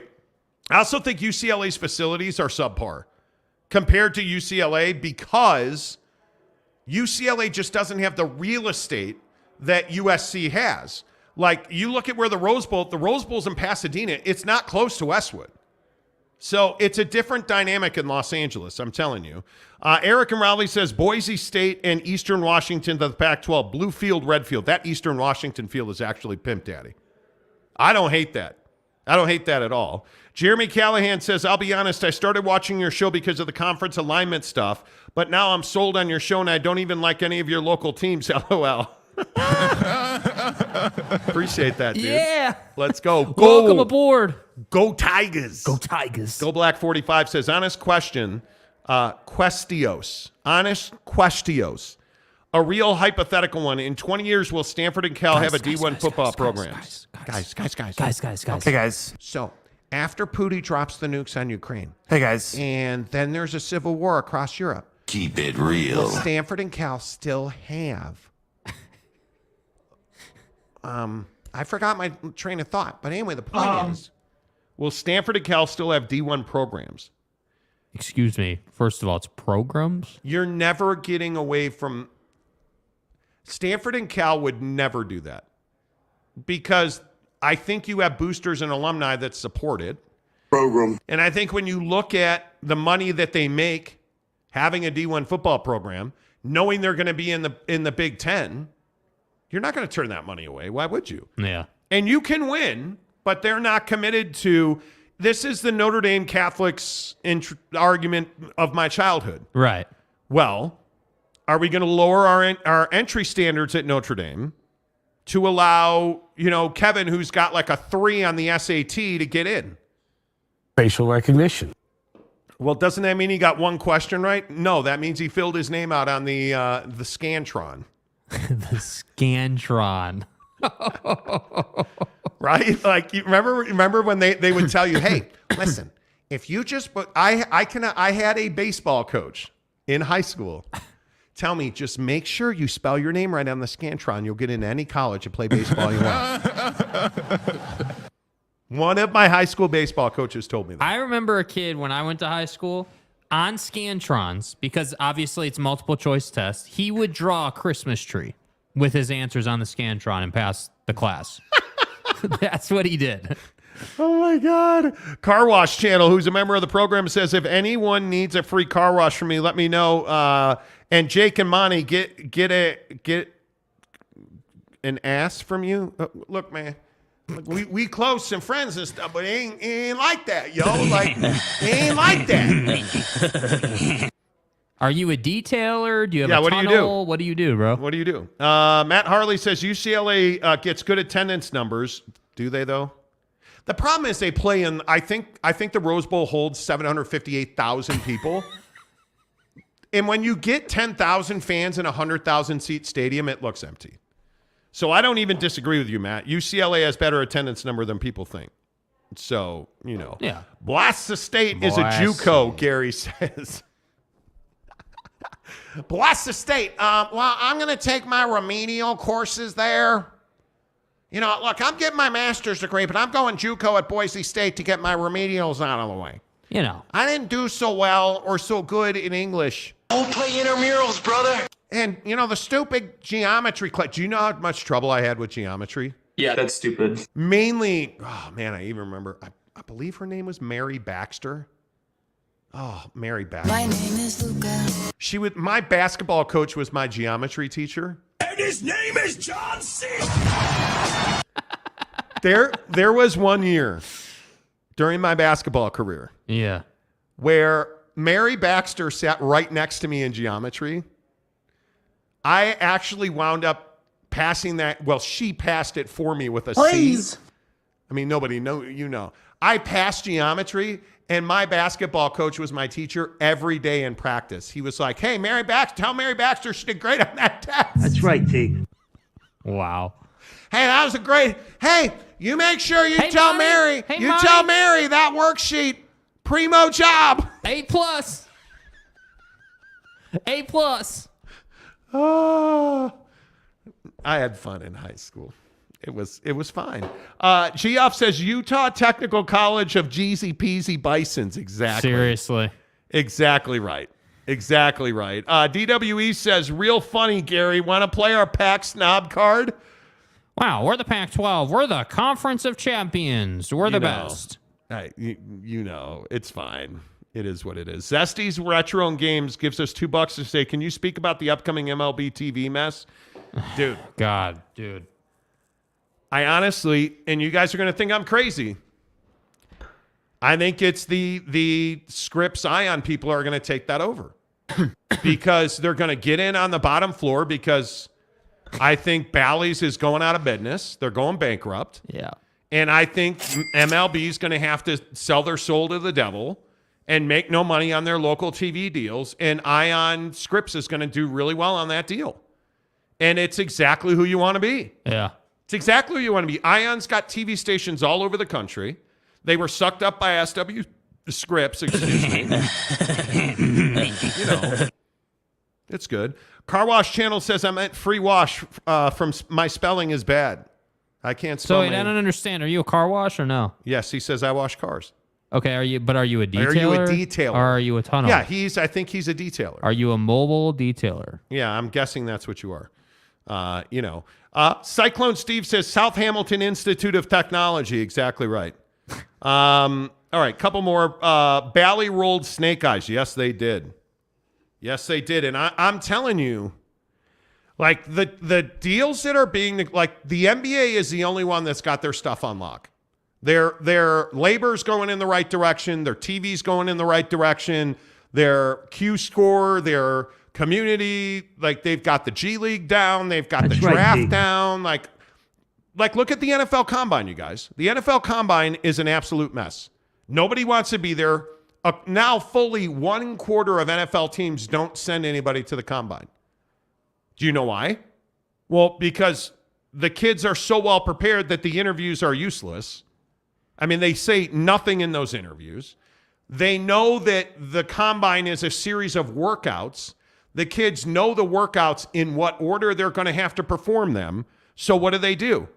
They train specifically for those workouts. They train specifically for those drills.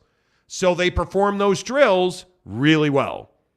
And if you don't, you're not an NFL player because you know for months the order in which and what drills you will have to perform.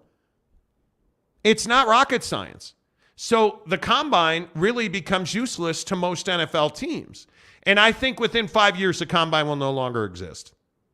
I truly do. I think senior days, I think those are the things that will become a big deal now. Yeah. Because why are NFL teams going to the Combine? They're not. They have no reason to. You know, like it's just not a thing. Wow, look at Chan, a member of the show, says Colin Sexton came into my job today. I wasn't there to meet him. Oh, what do you do? Where did he come into? I am anonymous, says Big 12, baby. Okay. Mary Baxter needs to work out the Pac-12 media deal. Might get something better than the current commissioner like your homework, Taylor Smith says. Well, Mary Baxter, I wonder where she is. I don't know where. I'm not on Facebook anymore, so I really don't ever, but. Right. You know. You think she left the state? I have no idea. I don't even think I was in touch with her after. Well, sophomore year did not end well for her. You know, because then somebody else came. She was, you know, like. Stay hard. I'm just saying. Brandon Butler says Colin Sexton out another week. Why would you rush him back? Why would you rush him back? Chan says I'm an electronic repair tech. Nice. Okay. Nice. I like it. All of our football talk, speaking of I like it, is presented by our friends at Barbecue Pit Stop. BBQPitstop.com. Shop online all day long.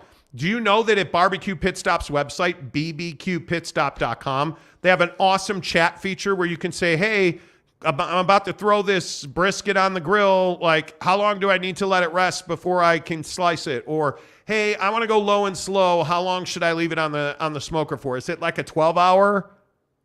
They'll walk you right through it. Hey, how long do I need to let it, like sit before I put it on the heat? After I put all those seasonings in there, hey, do I need to brine it? Hey, you got questions? They got answers, man. It's amazing. At Barbecue Pit Stop, bbqpitstop.com. In Utah, go to any of their 5 locations, Logan, Layton, Lehigh, the GZ, St. George, and of course, our friends on State Street in Murray, right across from the mall. Barbecue Pit Stop's a great local company. I love supporting entrepreneurs, and there are no finer entrepreneurs in this state than Barbecue Pit Stop. They bust their ass to give you the best service. And I'm telling you, they have everything you need at bbqpitstop.com. bbqpitstop.com. Go check them out.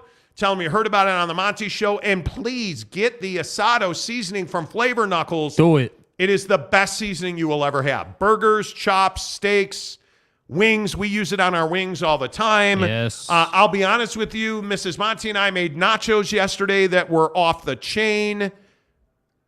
I put the asado seasoning on the ground beef that I used on top of the nachos. Oh, my God.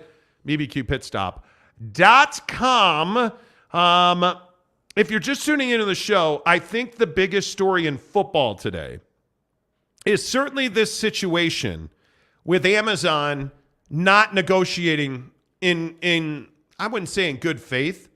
Amazon's not playing the game that the Pac-12 is trying to play. And we've been telling you for weeks and months that Amazon is pretty well out on Tier 1 rights. And they have come to a number. And I think they have essentially told the Pac-12, this is our number. We're not negotiating anymore. As it's been explained to me, Amazon's at a yes or no phase. Here's the number. Are you in? Okay, great. Let's do this thing. And I think they are willing to give more inventory. They're willing to take more than a game a week. I think that is a weekday game and a weeknight game possibly. But they are not willing to take the full boat from the Pac-12. I just don't think Amazon's set up at this point to do that. Yeah. I still maintain from what sources in TV have told me that the likely scenario is that the Pac-12 winds up with the same money they have now. That's about $25 million a year. If they can get Amazon and Apple TV involved, they could get to where the Big 12 is. You can conceivably see if there's three partners, if it's ESPN, Amazon, and Apple, I can see a way where they get to $30, $31 million. Yeah. If it's just Amazon and ESPN, which I think is a really likely scenario, I don't see any way, shape, or form they're getting above 25 because I think ESPN, very much like Amazon, Jake, is driving a very difficult bargain, as they should be. Yeah, I just think that there's no reason to give in. There's no reason to acquiesce. Like this whole concept of they're at a take it or leave it phase, like this is the number and you can take it or leave it, yes or no. I think it's brilliant because that number protects Amazon. That number obviously is a number that they like. Obviously, it's probably not a number that the Pac-12 likes, and I think that that's the nature of business. That's how things get done when you're in leverage situations. It's not like the Pac-12's got 3, 4, 5 options for their TV rights. That's right. That's just the reality of the situation. You're in a position where you're talking about Apple TV and there this rumor about Ion that's not true in any way, shape, or form. We have really well-sourced information that we gave you Friday. Like you're in a position where, and I agree with what you've said. I think the deal is done. We think the deal is done.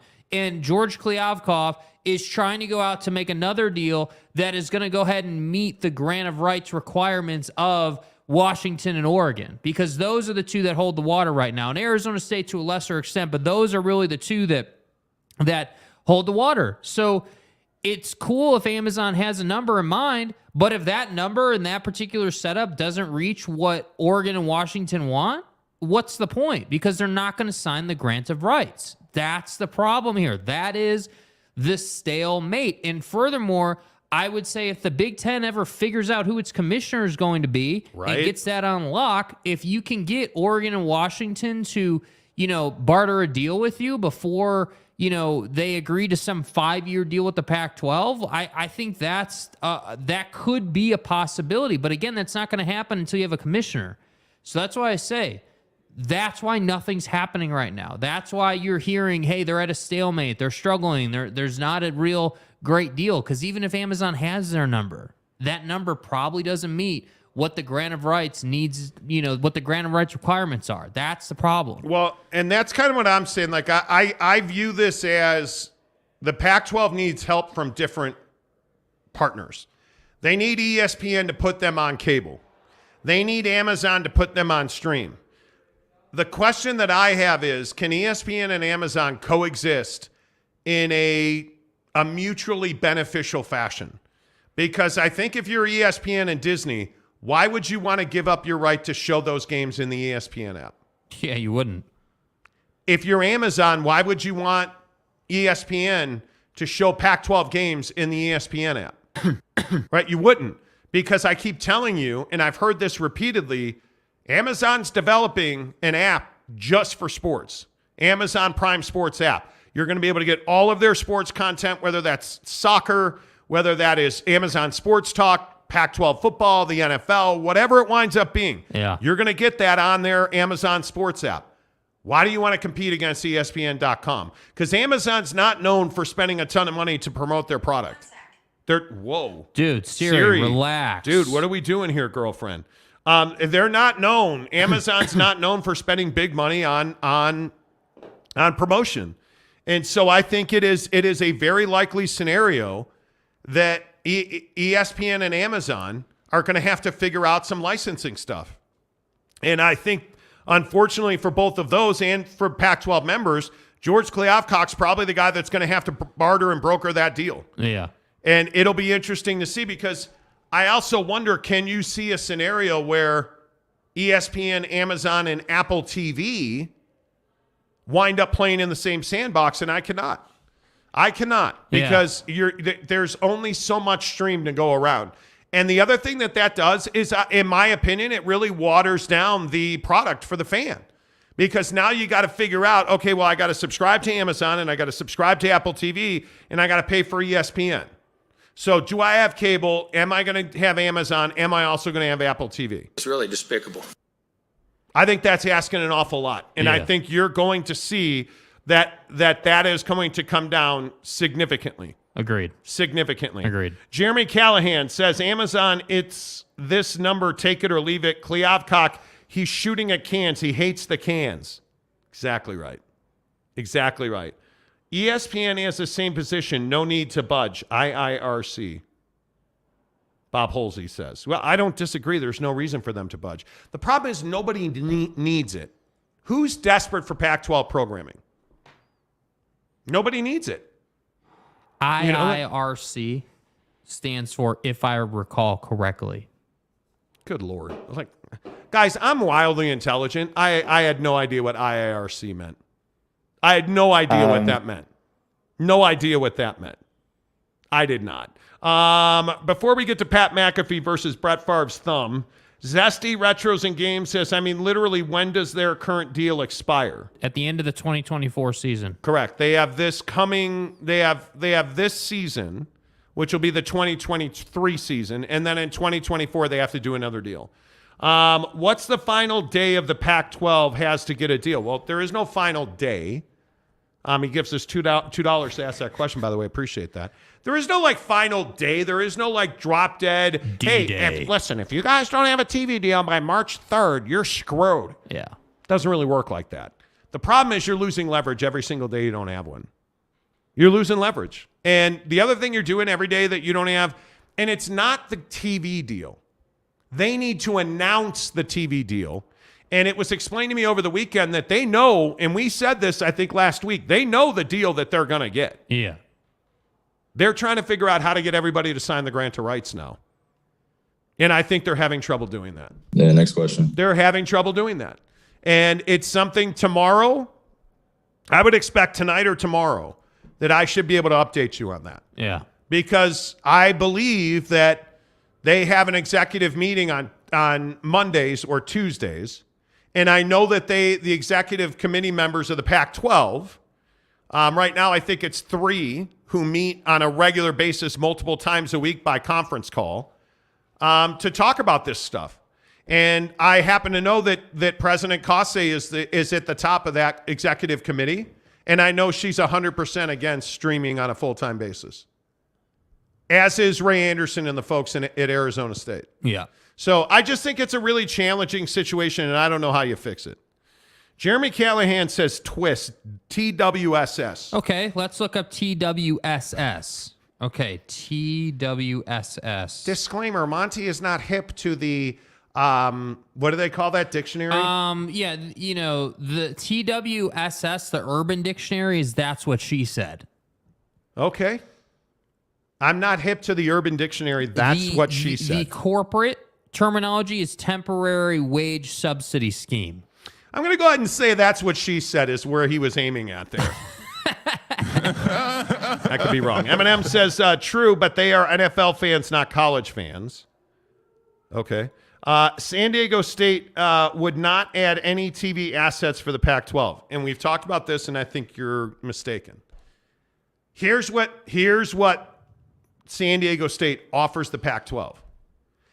A, stop talking about, well, if they don't have any fan bases at Snapdragon Peapod Stadium, brah. Think about it this way. Southern California Toyota dealers. Do you guys know what that is? It's called the DMA, right? Marketing area. Like it's the area of Southern California. Toyota, Chevy, Budweiser, whoever advertises in that market. So now instead of advertising on Pac-12 games, Southern California Toyota is going to go to the Big Ten because they have USC and UCLA. And the Pac-12 has nobody in Southern California. So why in the future would you advertise Southern California Toyota with the Pac-12? Well, you wouldn't, right? You'd go to the Big Ten. But now let's say that your ABC 7 station, right? Because right now, the Pac-12 is on ESPN and ABC. Right. Well, right now, ABC 7 and San Diego ABC station, I don't know what that is, but KBC in Los Angeles and San Diego ABC affiliate, they are right now getting that money. ABC 10 News San Diego. ABC 10, Whale's Vagina. They're all getting that money from Southern California Toyota right now because they spend it locally. Here's a problem, though. That's going to dry up after this football season because then USC and UCLA, they're in the Big Ten. So now CBS and Fox are going to get Southern California Toyota money. So all of a sudden, your ABC affiliates are all pissed off, right? But your CBS affiliate, like CBS and Fox, just took a big jump forward. Yeah. So now, if you're ABC and ESPN, what are you offering those affiliates? And here's where the problem for the Pac-12 comes in.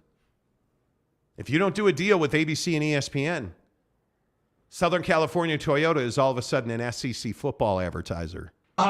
Because ABC and ESPN now have the rights to the SEC. You see what I'm saying? Like, the problem here is, San Diego State's in the Pac-12. Okay, let's throw some money. And, hey, the Pac-12 ended up on who knows where, ABC and ESPN. Yeah. Well, now we can throw some money at ABC 7 in Los Angeles and ABC 10 News. Yeah. In San Diego. You know. Because now we have San Diego State. So it's a matter of where are these major advertisers going to put their money? And this is the question that Amazon has to ask itself. If we do a deal with the Pac-12, is Budweiser, Chevy, Toyota, are they going to spend their money with us because of San Diego State? My guess is they'll spend a little bit of money with you and a lot of bit of money with NBC and CBS. Right. And Fox. Because don't forget that NBC and Paramount now have Pac-12 After Dark. You know. And they call it Big Ten After Dark because of USC and UCLA. Correct. That's how the money is spent. It's not a matter of, wow, how many people watch TV? And is Jimmy and Kathleen, are they going to have the TV on? It doesn't work that way, dude. It's a matter of who's got the regionality, who owns the region. Right. The Big Ten owns Los Angeles, period. Done. Boom. Nothing else to It's talk over. about. And that will not change until that TV deal's over. Hear what I just said. The Big Ten owns Los Angeles, which means Fox, CBS, and NBC own Los Angeles. So you have all of this changing money. It's a big deal, dude. Yeah. It is a big deal. Eminem says, how about San Diego State and Fresno State to the Pac-12? That would make sense. That still doesn't get you. I don't know. Like San Diego State, I think is a huge prize. I just don't think that it saves the conference. Yeah, it's not that big fish from a school perspective. It just geographically speaking is a good fit. Fresno State is a problem because Fresno State brings you very little. Yeah. I mean, is like... You're just checking a box with Fresno State. You're saying, hey, we need more membership. Let's add them. And by the way, Fresno State's a truck market. It's not a car market. Uh-huh. You have to keep that in mind because that's a huge thing in sports as well. So it's just all of this stuff. The only thing I will say is is that this is all college football and basketball that we're talking about. And this is where ABC and ESPN kind of have a hammer as well. Stay hard. What do they have? Well, they have Monday Night Football. They have the NFL. They have the NBA on both ABC and ESPN. They have Major League Baseball. They have the NHL. Oh, so everything. They have everything now but the Pac-12, including SEC football. Yeah.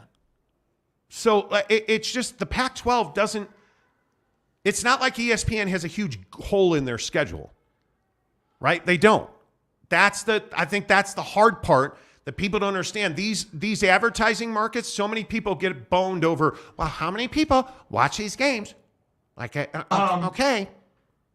It's not necessarily how many people watch the games. Well, it's back of the envelope calculation. Because your Pacific Northwest Ford truck dealer, well, he's going to advertise wherever football is being played, right? Like that local money is going to go to whoever has Washington football, whoever's got Portland Trailblazer basketball, right? Whoever's got, you know what I mean? Like Oregon football.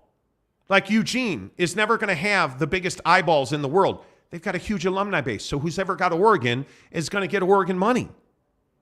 It's not necessarily how many people watch those games. It's a matter of, hey, I want to be associated with Pac-12 football, which a lot of people don't right now.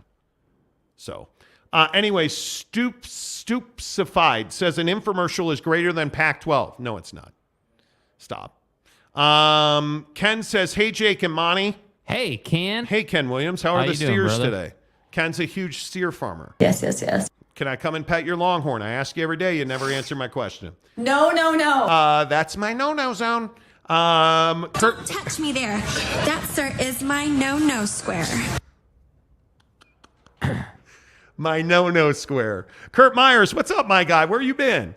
Do you see new tech advancements changing sports viewing options, grant of rights in the next 5 years? I do not. I see grant of rights situations dying. I agree. I think that grant of rights is archaic. I think that college football needs to go to direct to consumer. I would agree. I think that you're going to see grant of rights are going to. The thing that I want to see is who's got the balls to say I'm not leaving the conference, but I'm also not signing a grant of rights. Who's it going to be? Because somebody's going to do it. Somebody's going to do it. And I would love to see Notre Dame set the trend because I think Notre Dame's actually got the cojones to do it. Right. I think they have the cojones to do it. If you felt these balls. And I'm curious. I'm curious who's got the cojones to do it.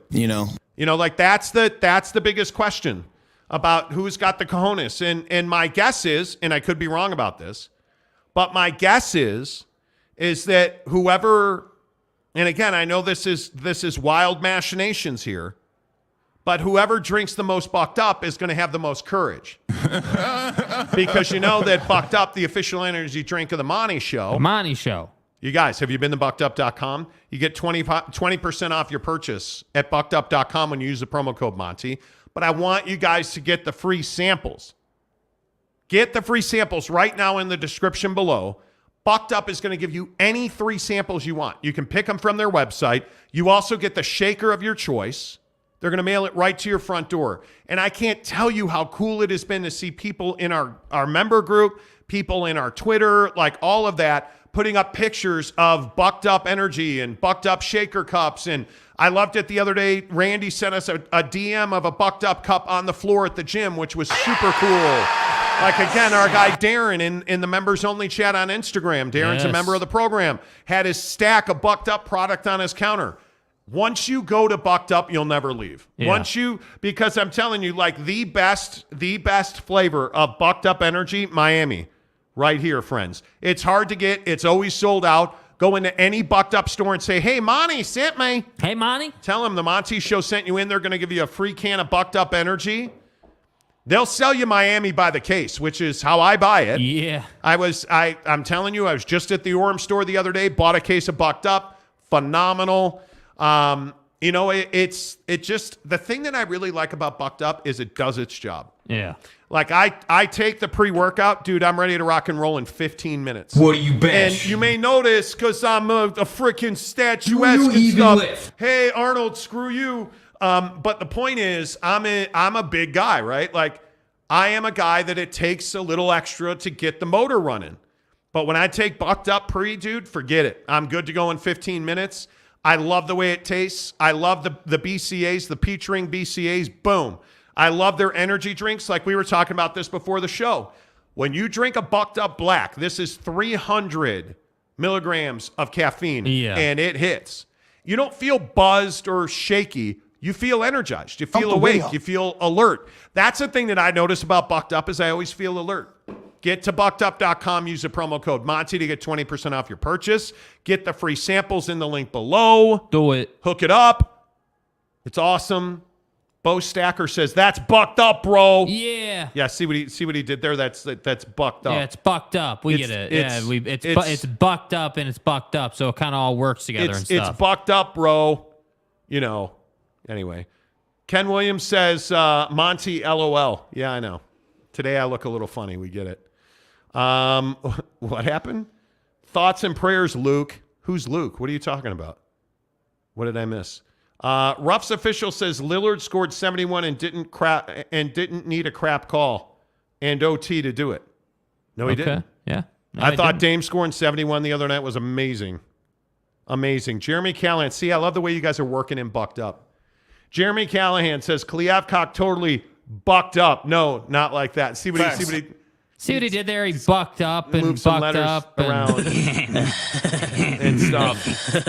And again, I don't understand why you guys do it, but a lot of people are like, "Oh, hey man, let me DM you during the show." Stop, guys. Stop. Comment section or nothing, bro. I'm not reading your DMs during the show, especially. I mean, she's attractive, and no, I'm kidding. Don't send me photos during the show. You know. Like that could be. Speaking of thumbs. You know. Let's talk about Pat McAfee. Right. In the comments below, are you guys fans of the Pat McAfee show? I, unlike some people, I am a daily listener of the Pat McAfee show. So today, I was not surprised. Right. Today, we find out that Pat McAfee is being sued by Brett Favre. Now, we knew this. Right. But Pat officially got served on the Pat McAfee show. Right. He told the story, and it's remarkably similar to what happened to me, thanks to Jake. I've officially been served by Brett Favre. Came back from Hawaii to Indiana on Saturday. Slept, woke up on Sunday. Lady at my front door. Opened the door. I am so sorry.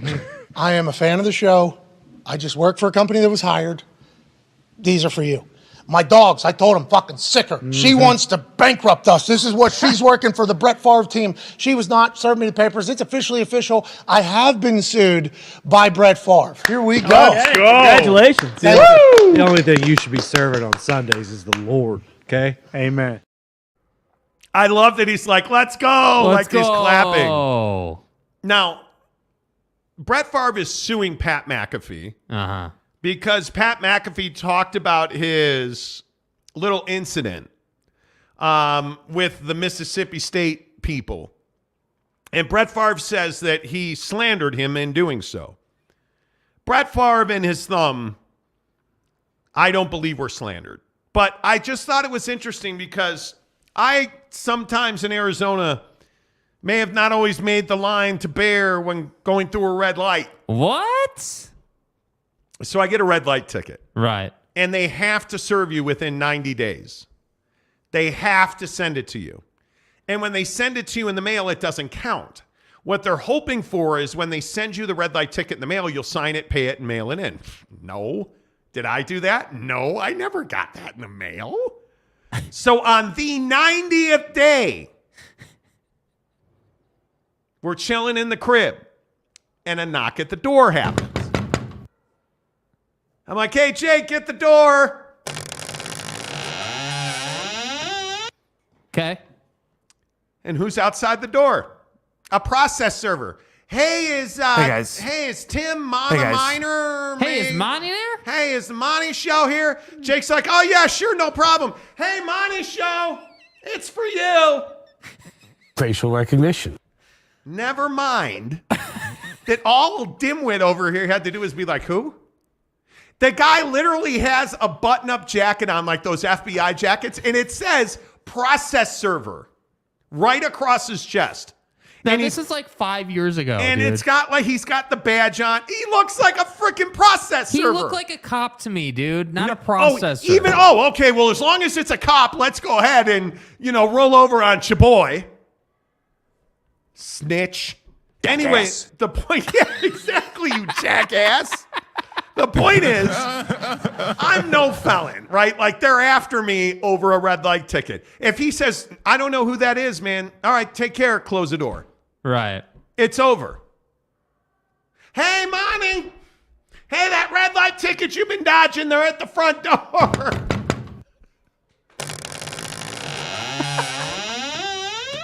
So, of course, I wind up getting a $600 ticket. Yeah. Because you fucking donkey. Dimwit over here isn't like, cops? No, never heard of them. You guys look a lot alike. Well, that's interesting. All right, I got to go. See you, bud.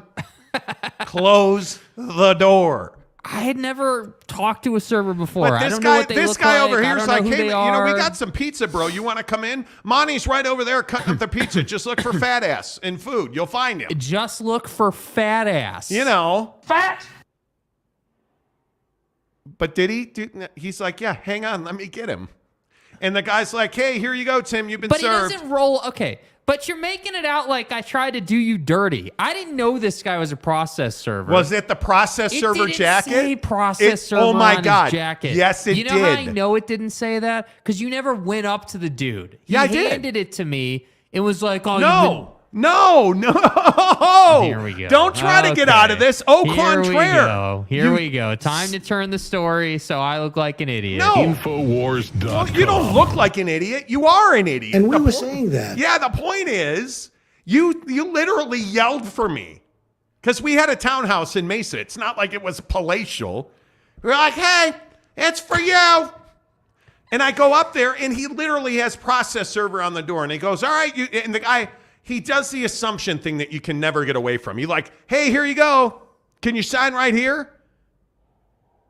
And he hands it to me and hands me the clipboard. Mrs. Monty's here to back me up. Oh, God. She's texting me. She says that my story's right. No, it's not. Yeah. I remember it like it was yesterday. Better send those refunds. You open the door. He asked for me. You said, hey, fat ass, it's for you. I went to the front door, and he had on like the FBI-looking jacket, and it said process server on it. Okay. Is what it is. Stay hard. Hey, look at my guy, Fat Jesus. Where you been, bro? Are we doing? I'm coming to Phoenix. Are we doing some big rig pasta? Let's go. If you killed someone, would you call to help you bury the body? Wait.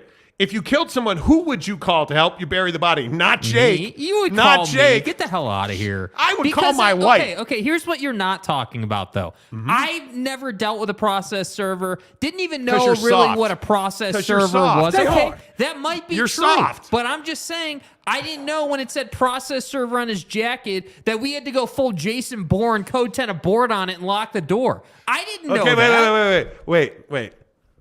Advice from Uncle Monty. Anytime a process server comes to the door, don't answer the door. Okay, now I know that. Now that you paid the $600 fine, I know that. Stop crying like a little girl. Yeah. Come on. How am I supposed Crying? to know?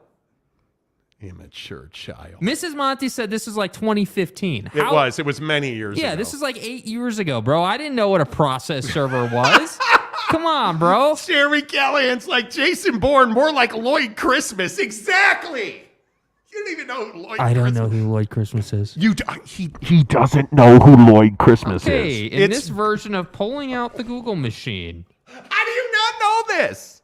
How do you not know this? I know that From GIF. Dumb and Dumber. I know that. Okay. I know that GIF. I'm with you now. My God. I'm with you now. Oh, my God. Oh my God. I am anonymous says, please stop having a lover spat on you two. Well, Gary says Ring Camera needs to sponsor Jake. Exactly. yeah, you know what I mean? Exactly right. How do you Mrs. not know Monty who Lloyd said Christmas she is? doesn't know who Lloyd Christmas is either. Oh, damn it. It's Dumb and Dumber. She would know who Lloyd. She's seen Dumb and Right. Dumber. I know it if I see it. I don't know it by name like you do. You're like an encyclopedia of random songs. Like, I don't know these references. You are a communist. I want you to know that. It is No, despicable. I'm a nihilist. Oh, that's right. You're a nihilist, Donnie. Thank you. Know your role and shut your mouth. You know. Jeremy Callahan says, so you're saying there's a chance that he's a process server. Exactly right. No, you don't open the door. You don't. In comes the process server. Hey, man, you want a cold beer? Why don't you come watch the game, bro? Hey, That's cute. I remember when I had my first I'm beer. here to serve you a warrant. Yeah, why don't you have a beer with us first? And If you guys ever want to kick it, we'll flow. Before you slide it in, let's have a beer. Come on, bud. Excuse me. Before you slide it in? Stay hard. Bro, this is a family program. What? He was going to charge his phone. Damn. Anyway, Wow. Johnson says, how do you not know about Lloyd Because Christmas? I'm like 12 years old, dude. What do you expect? Maury Elber says, Monty, you got served. Thanks to Jake. Yes, I did. Oh. Hey, by the way, speaking of football, 50-10 in the hour every hour, where are we on Pat McAfee? I'm a huge Pat McAfee fan. So I want to, we got to have a take on this Brett Favre situation. So yes, Pat McAfee, good show. I don't tune in every day, but it's a good show, admittedly. The Brett Favre thing is absolutely ridiculous to me. Brett Favre is taking the DJT route, the sue anybody for anything route, just to distract from your issue route. That's what he's doing here. He's saying, hey, Pat had a negative take on me, so I'm going to sue him for defamation so that nobody wants to talk about what's going on in, Mississippi, that whole thing. Yeah, no, I don't want people talking about that, dude. MISSIPPI. Like, that's what it is. Mississippi. I agree with this. Brett Favre's Brett Favre, Karl Malone. Yeah. Bullet. The bullet. I'm telling you, man, like Brett Favre, all you have to do is just not steal from people allegedly, and you're fine. All you have to do is not send women pictures of your thumb, and you're fine. That's all you have to do, man. All you have to do is not misappropriate money allegedly, and you're fine. Like, Karl Malone can't get out of his own way. It's guys like Karl Malone, guys like Brett Favre, OJ. All you had to do was not allegedly murder your family, and you're fine, allegedly. Right? Like, I know, look, OJ's innocent. He's out there looking for the real killer. I get it. He's scared. He can't go back to LA because the real killer is there. Yeah. How's he supposed to look when the real killer may kill him? Like, I get it. All you have to do is not be a murdering dick and you're going to be fine. Stay hard. Right? Like, it's not that hard to do. But when you misappropriate money, allegedly, and, people who don't get the money get pissed, and then audits and, you just might not want to misappropriate money allegedly and stuff. Don't be a douche. Yeah. Douche. How bad of a person do you have to be to take money? Yeah, I mean, you have to be terrible. That was intended for needy people, allegedly, and take that money and allegedly use it for nefarious purposes and stuff. Yeah, you're a terrible human. I mean, that's just what it is. There's no getting around it. How hard is it to screw up being a billionaire? You think he's a billionaire? Oh, Brett Favre could have been. Karl Malone should have been. Yeah. But like Karl Malone and LHM and the car dealerships allegedly with their relationship melting down. Yeah. Somebody told us a story 6-8 months ago about Karl Malone and Larry H. Miller having a spat over a Toyota dealer that Larry didn't know Karl was trying to open behind his back. Yeah. Like, are you kidding me? It's Larry Miller. He'll help you do he gave you your start in the car business, dude. And so let's go allegedly. Like, I don't understand guys. And I mean, Ray Caruth, your mom, OJ Simpson with this memorabilia. I understand you're pissed if people are making names off their stuff, but you really went into a hotel room with like your dudes, and you went to jail for all those years in Nevada. What are you doing? Just giving your life away. Yeah. Giving your money away. I mean, it's unbelievable to me. I don't, anyway. I don't get it. I really don't. Fat Jesus says, everyone officially stopped answering the door in 2009. Yeah. I Jake believe did not. you told me to go answer the door, by the way. Yeah, I'm pretty sure you did. I'm pretty sure you did. By the way, if I wasn't a lazy ass, I'd have looked through the peephole myself. But it's fine. Let's see. Favre can't even afford a razor, allegedly. Hey, man. Yeah, allegedly. This Pat McAfee thing is going to be nasty because I don't see any way that Favre wins. In my opinion, I'm not an attorney. I'm not an expert. Yeah. But it'd be tough, dude. Dude, it'd be really tough. Yeah, it's going to be tough. And all he's going to do is have Pat waste money on an attorney. Yeah. I'm sure that's all he will do. That's what I'm saying. It's just a distraction. That's all it is. It's not even like, I don't even think he's suing him like because he thinks he can win. I think he genuinely wants a distraction from his situation. I totally agree. I think that's it. And what does that say? Oh, that Brett Favre's not a nice person, in my opinion. Yeah. He's not a nice person. Like normal people don't do that. Yeah. Normal people don't kill their wives and lover allegedly on her patio and then have the balls to come out and say you're scared to go back to LA because the real killer's out there. The real killer. Okay. Come on, man. Does anybody believe that OJ is truly innocent? Does anybody believe that? I don't think people believe that. I don't believe that. Yeah. Anyway, football 50, 10 of the hour every. We still have not talked about Derek Carr being a first ballot Hall of Famer. Because he's not. That's the story that we've been trying to get to on football at 50. And stupid Pac-12 TV and idiot turning me over to a process server has distracted us from doing that. Oh, my God. Anyway, all right. Football 50 presented by Papa Murphy's Pizza. Make sure you get the meatball marinara, baby.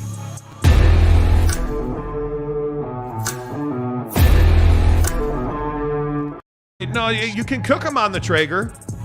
I promise. At Papa Murphy's, we do more than just pizza. We do meatballs and marinara. Papa Murphy's does meatballs? Oh, I think you mean I do the meatballs and marinara? And how do you do it, Dad? How do I do it? How do I do it? Oh, well, we do it with savory ground beef covered in tangy marinara. That's how, honey. At Papa Murphy's, we make great pizza. And don't forget the meatballs. Order now at papamurphys.com. Yep, make sure you use the promo code Monty25. And I'm telling you guys, they have an unbelievable March pizza that you'll find out about tomorrow. Get the meatball marinara. Use the promo code Monty25 to get 25% off your purchase of $25 or more. This show is presented by The Advocates, theadvocates.com. Jake, if you had to go with one particular guy, who is the likely secondary Utah Jazz man that will be on this team in the future? Yeah, I mean, I think that the roster's full of these guys. I think that, the roster, you go on ESPN.com and look at the roster. I mean, let's just start naming names. Fontecchio, JTA as they call him, Kris Dunn, Agbaji. There's all kinds of guys on this roster. I think Agbaji is the go-to for me. I mean, he's a secondary player, a role player that is turning into quite the 3-and-D type guy. But, this Spurs game the other night was frustrating for me. Obviously they win it comfortably, but you're down 20 at the half or whatever it was. It's a bad look. And I'm watching this game and I'm like, dude, where does this team go mentally? Why is it that you're struggling to control the San Antonio Spurs? Why is it that you're struggling to play your game and to command this game? And that's really my thing today with the Utah Jazz. I don't understand why it's so difficult. I look at this team, you look at the minutes distribution once again, and I know we talk about this a lot, but I really think it's an important point. You have Agbaji and Kris Dunn coming off the bench for, almost, 54 minutes combined. That's a lot of minutes. And I'm cool with Agbaji, 2 of 5 from 3, 4 of 8 from the floor, plus 20. He had a nice night, 100%. Kris Dunn, decent night. Not great, but decent. And I look at this box for the starters. Talon Horton Tucker, I supported him last week. I struggled with him a little bit in this game. I thought he had a nice game, but there were a lot of silly plays, a lot of, hey, he should have finished this one. at the rim, and that didn't happen, and that led to a bucket on the other end. Hey, you didn't get initiated into your offensive set like you should have, and that turned into a bucket on the other end. And I look at it, and I'm saying, we go from 31 minutes for THT to 24 minutes, so I like the improvement, but I want this team to really dial it in every night. Like, I want Lauri Markkanen to not have, these sort of vanilla performances. Like, yeah, he had 27, but I felt like for large swaths of the game, he just wasn't a huge factor. He wasn't that go-to guy, that guy that we saw, against Memphis, against, some of the bigger games. Like, I look at this roster and I say, man, there are a couple guys here that I'm really married to, and the rest of these guys are expendable. Like, I'm still married to Markkanen. I'm still married to Walker Kessler. Ochai Agbaji, I'm absolutely married to. I need to see this guy in 2-3 years, turn into what I think he can be, which is a 38 to 40% three-point shooter. I think he can turn into a really good defensive player who could play probably 3 positions. The 3 is probably stretching his ability, but I think in certain matchups he could play the 3 defensively. So that's why I say, like, this roster's shot full of guys who are secondary players. But for me, the real question is, what direction is this team going with Will Hardy? Because I don't love the fact that you were down 20 at the half against the worst team in the league. That's a bad look. Like, you should not be playing down to your competition. You should be up 20. You should be controlling this game. You should be firmly dominating this team. Yet that wasn't the case. And by the way, this was that same game where I had to listen on a crappy radio signal for the first call, and I could still tell, or for the first quarter, and I could still tell you were playing down to your competition. So it just bothers me that we're sitting here having to talk about this team not dominating a team. And obviously you're going to get another shot, right? Like, you're what I think tomorrow night they're a 10-point favorite again. Like, right? Like, you win the game handily. But it's not really about the fact that you won the game now. It's about the fact that you were down 20. You win the game by, 16 because you have this outlandishly good second half. Like, I just want them to be more consistent overall.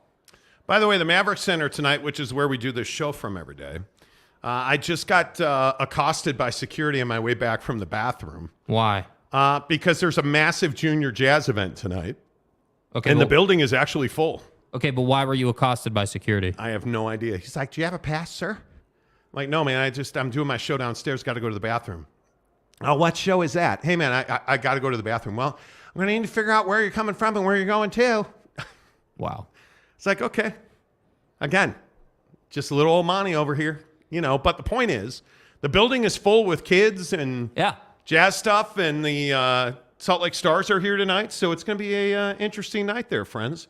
Anyway, my point is, I agree with you to an extent on the playing down to your competition thing.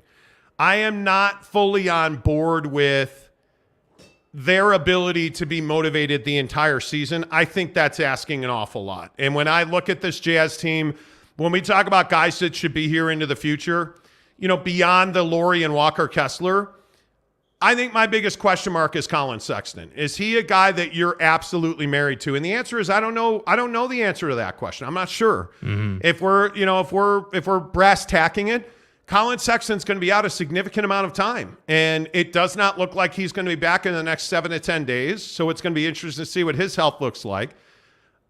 I just don't know if he's a long-term fit on this team. Where are you at on Colin Sexton, Jake? Yeah, I mean, I think he hasn't proven that he's a long-term fit. I think the injuries have really been trouble for him. I think that it's interesting that he's, healthy enough to do a skills challenge, but not healthy enough to play. And I know a skills challenge is different than the whole game, but why are we running him through the skills challenge? Why are we asking him to do more than rehab? I don't know. It's weird to me. Like, it's just odd. You couldn't find another guy to run the skills challenge? Like, come on, dude. And I look at this and I don't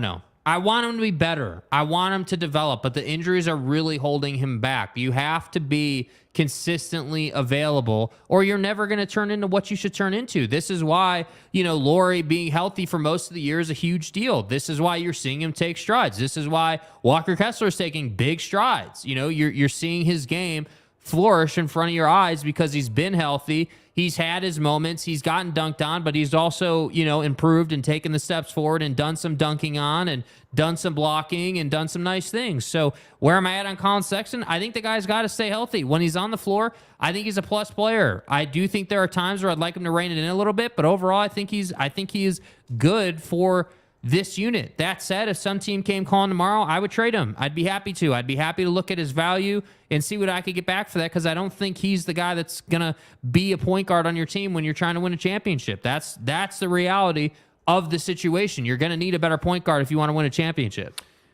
Yeah, I would agree with that. It's interesting, watching Mike Conley. Mike's not nearly as effective in Minnesota as he was here. And it's crazy to think, you look around the league at point guards. How many guys have gone through the Utah Jazz as a point guard? How many guys have been on the ball in Dallas? Think about the Clippers. It's so funny to me the way the point guard position in this league has changed to the point where now it's almost becoming a turnstile kind of situation in a lot of cities around the league. Like you look at James Harden. James Harden's one of the elite point guards in the NBA. Yet he's gone from Houston to Brooklyn to Philly. Might be going back to Houston. We don't know. But I think the point guard spot in this league has become an enigma with certain examples like Steph Curry, who's been a multi-time champion and a stalwart for the Dubs. But, Jake, I think the point guard position in the NBA has become a real struggle. Yeah, I mean, you obviously have different types of guys. I think that, you have guys like Steph who are Hall of Famers right out the gate. You have guys like Chris Paul who want to be Hall of Famers but aren't. You've got guys who really outshine their position, and then you have guys who are somewhere in between. And I think the reality is the minimum to win a championship at your point guard position is someone who understands who he's playing with and what to do with the ball. That's your job as a point guard. This league has turned point guards into scorers. And that's great. I'm happy to have it. But like Reggie Jackson, I love Reggie Jackson because he knows when to give it up and he knows when to go and get his. And most guys just don't understand that, and that's the challenge in it. And he's playing much better in Denver than he was in L.A.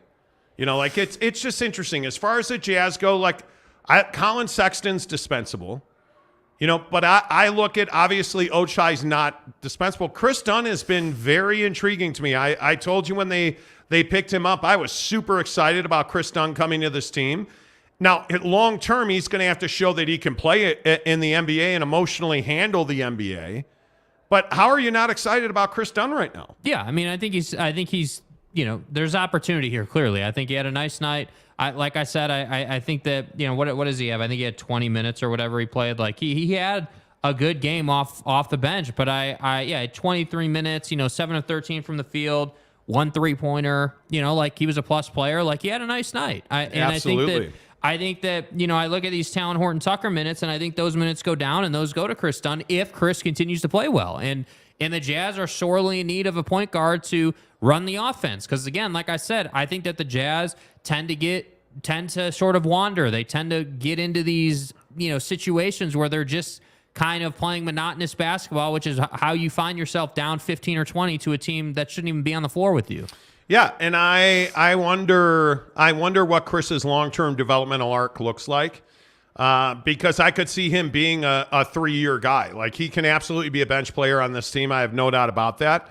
I think he showed flashes of that in Chicago. We never really got the full piece or the full all of Kris Dunn on that team.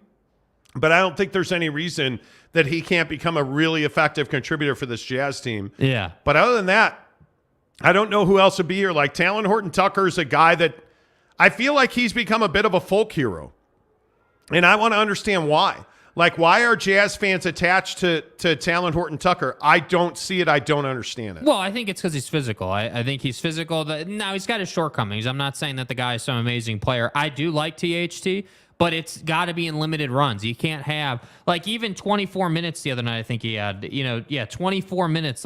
You look at the 5 turnovers, Talon Horton Tucker is somebody who is a role player off the bench. And to me, if he comes in and he gives you 20 minutes a night, I wouldn't run him out there anymore, but 20 minutes a night, I think he can be effective. He's physical. In 20 minutes, that's not overexposure. Once you start getting past that number, I think you're asking him to do too much, and some guys are just like that. So 20 minutes off the bench, I like THT. I'm curious I am curious. Can Talon Horton Tucker get with a guy like a Chris Brickley and become a legitimate shooting threat in this league where he can knock down 33 to 35% of his threes? And can he become a guy that can finish at the rim? Because he can't do either right now, and I think it's absolutely crippling him. And I think it's crippling his minutes on this team. He is I can't believe he is even top half in the league at finishing at the rim. He's just not a good finisher. And his mechanics are broke on the three-point shot right now. Like that to me is the biggest deal. He's not consistent, but he can make it in the corner. He can make it in certain situations, which is why I think Will Hardy runs him out there. Because, like, again, you just look at his stat line, like 2 of 3 from 3. Not a lot of attempts, but he made 2 out of 3. In the right situations, he'll make it. My question is, what happens when he shoots 5 threes in a game? Yeah, he shouldn't shoot 5 threes in a game because you know that percentage is going to go down. That's exactly what I'm saying. I don't want this guy taking 5, 6, 7 threes, certainly. Like, I want him taking 3 or 2 and then going out of the game. Like, come in, make a shot, make 2 shots, get to the line maybe because you're a physical guy, and then come out of the game and then do it again for me. Like, that's what I'm looking for. But the problem is, when Colin Sexton's hurt so damn much, you got to play THT more. That's why this Kris Dunn thing I'm optimistic about it. Again, I'm not going to get ahead of myself and say Kris Dunn is the savior off the bench. He needs to continue to prove it. Oh, well, he's going to get a chance to get – he's going to get run. There's no doubt about that. He's shown you more than enough already to justify giving him more minutes as the days go on. Yeah. I don't think there's any doubt about that. What's up, Greg Hawkins? Good to see you, my friend. Jacob DeLambo says, I wanted THT to be good, but I ain't batting for him to stay. Well, I don't disagree with that. Yeah. Brett Burnett says, Conley hasn't really had a chance to play, but the Wolves making life miserable for their fans. There's a chance they're not a playoff team. Honest to goodness, it's crazy to say it out loud, but Rudy's not playing for them. Karl Anthony Towns is still not playing for them. How they went the other day, I was watching the game, maybe it was last night. I think they went 5 straight trips and Anthony Edwards didn't touch the ball. How? With Mike Conley on the floor. That's what I say with Markkanen. How does that happen? How does that happen? Anthony Edwards, when Cat's out of the lineup and D'Lo's in LA, he's your number 1. Even when those guys were there, he probably was your number 1. Yeah. You know, and yet he goes these long stretches without touching the ball. And that's got to change. And I don't know how you change that. I don't know how you go about that, but that's got to change. Facts. So I don't know. I think there's some real shocking results coming in the West. Yeah. Because I'm seeing some awfully nice work last night out of Russell Westbrook. I think going to Denver and winning is incredibly difficult because they just run your ass off the floor. That's all Denver did last night. They just got up and down, and the Clippers ran out of gas at altitude. Yeah. And I think that's why the Jazz are such a tough out at home, because they're just going to run you up and down the floor. And they have the lungs for it, and you don't. But I think the Clippers are going to become a real problem. And I have real reservations about Kyrie Irving and Luka Doncic playing together. Because I don't know. My name is Luka. I watched every bounce of the basketball in that Laker game, and I have no idea how Dallas is going to go about winning games. They let you down. Because Kyrie at times looks hesitant, like, oh, God, I got to get the ball to Luka. Just like, oh, my God, I have to get the ball to Luka. But that turns it into like an awkward happening there all of a sudden. Yeah. And Luka just never passes the ball to anybody. Nah. And you're not now all of a sudden like Tim Hardaway Jr. is kind of falling out of the rotation there. Like, it's just weird all of a sudden in Dallas.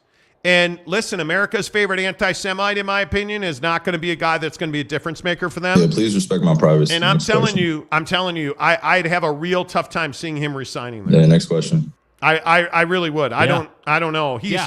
I understand he's the best fourth quarter player, and everybody wants to tell you that. What I'm telling you is that I don't care if he's a fourth quarter player. He's not the guy to play with Luka Doncic. I just don't think he's a championship player. That's the problem. Right now, at this point in his career, I'm not ready to say he's not a championship player. I mean, Kyrie Irving is a hell of a basketball player. There's no doubt about that. Okay, the problem is I don't think that he is easy to play with. And I think one of the things that you have to have is you have to have a guy that's an alpha male on that team. And Luka Doncic is not beloved as a leader. And I think that's why he needed the Lakers more than the Lakers needed Kyrie. Yeah, the reason I say he's not a championship player is because you played with one of the best players in the world in Kevin Durant and couldn't figure it out. You played with LeBron, you won a ring. That was very early in your career, and things have changed. And you've never shown this ability to win on your own. You've never shown this ability to win without a Kevin Durant or a LeBron. Like, there's just not...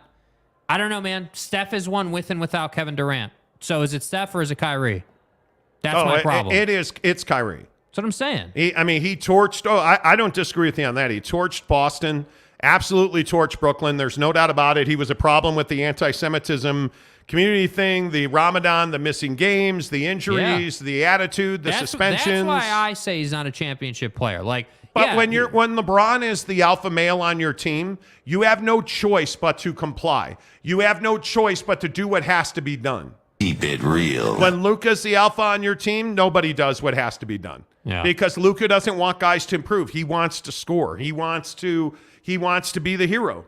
And that doesn't work with guys like Kyrie. Yeah. It just doesn't. All of our Utah Jazz and NBA talk on the Monty Show is presented by our friends at Quick Quack Car Wash. I'm telling you, man, just got a new Jeep Grand Cherokee. Thrilled to have it. Cannot wait to take it through Quick Quack Car Wash. The storm that's coming in, again, it's already been snowing. It is going to snow more. The minute it stops snowing, I'm going to Quick Quack Car Wash. I'm getting my membership transferred from Klaus. The other thing we got to do is we got to name the car. I'm pretty sure it's Atwater, but Hank or Voight is tough on the Hemi because my Grand Cherokee's got a V8 Hemi in it. I'm not sure. Could be Atwater. I don't know. Anyway, Hank, I think it's Hank. But we're going to take Hank to Quick Quack and run it through the tunnel. Cannot wait. I'll be in and out of there in 5 minutes. The people are friendly. The vacuums are free. The towels are free. Bring your kids because they've got great lights and soap and colors, and kids love going through the car wash at Quick Quack Car Wash. Yes. I'm telling you, it's everything that's good. And by the way, we want to, because you guys obviously take care of the show, scan this QR code and get yourself 50% off any wash at Quick Quack Car Wash. 50% off any wash at Quick Quack Car Wash. All you got to do is scan this QR code. Telling you, man, hook it up. They'll give you 50% off if you scan this QR code. Any wash you want, 50% off at Quick Quack Car Wash. Make sure you tell them you heard about it on the Monty Show. Again, I will just say Quick Quack Car Wash, the best car wash in the business, the best car wash that I've been to. I'm a member there. I do not get my car wash for free at Quick Quack. I subscribe, and it's worth every single penny.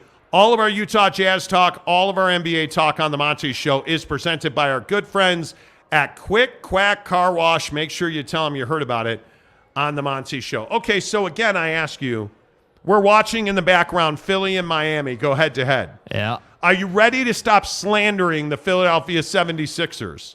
Are you ready? Boston? They didn't. They got beat at the buzzer by Jason Tatum. Who was the better team that night? Well, Boston was. No, they were not. They were not. What do you mean? I'm telling you, the Sixers are the better team. The Sixers in a 7-game series, I think, beat Boston. Yeah. Because the Sixers can compete defensively. That's what teams in the East cannot do with Boston. They cannot compete defensively. But what you're seeing now is a revitalized PJ Tucker. You are seeing a bench. And I think when you look at guys like DeAnthony Melton, when you look at guys like James Harden playing pretty good defense the other night against Jaylen Brown, right? Yeah. I'm telling you now, you're looking at an MVP candidate in Joel Embiid.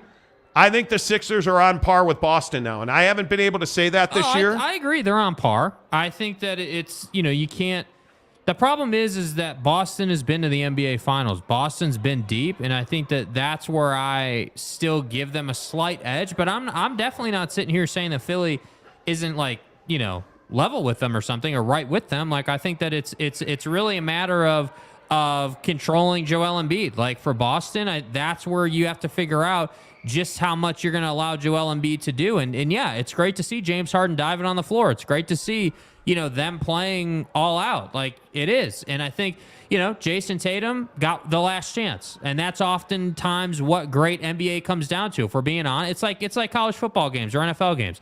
Who gets the last possession? Because whoever gets the last possession, that ball's got a great shot of going in, and it did. And it's unfortunate that Joel's shot didn't count there at the end, but I'm just telling you, man, the Sixers are a good team in the East. I need to see them prove that they can win a 7-game series. Well, breaking news out of the NBA from Shams Charania says the Lakers fear LeBron James is likely to miss an extended period of time with his right foot injury that he suffered Sunday against Dallas. He played through it, but the belief is he will be sidelined an indefinite amount of time. Is it a curse? I don't know what you say about the Lakers and all these injuries. How is this not a curse?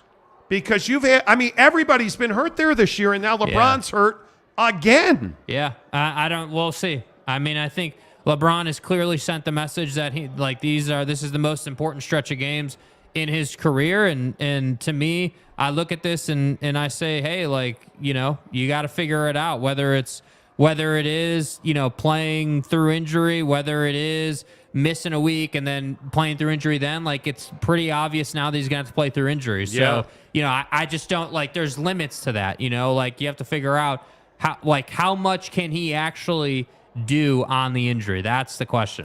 Teddy Wayman, the Tile King of Utah, who, by the way, is now scheduled to come and do my shower. Teddy. I'm not going to make a showering with Teddy Wayman show. You and your mom are hillbillies.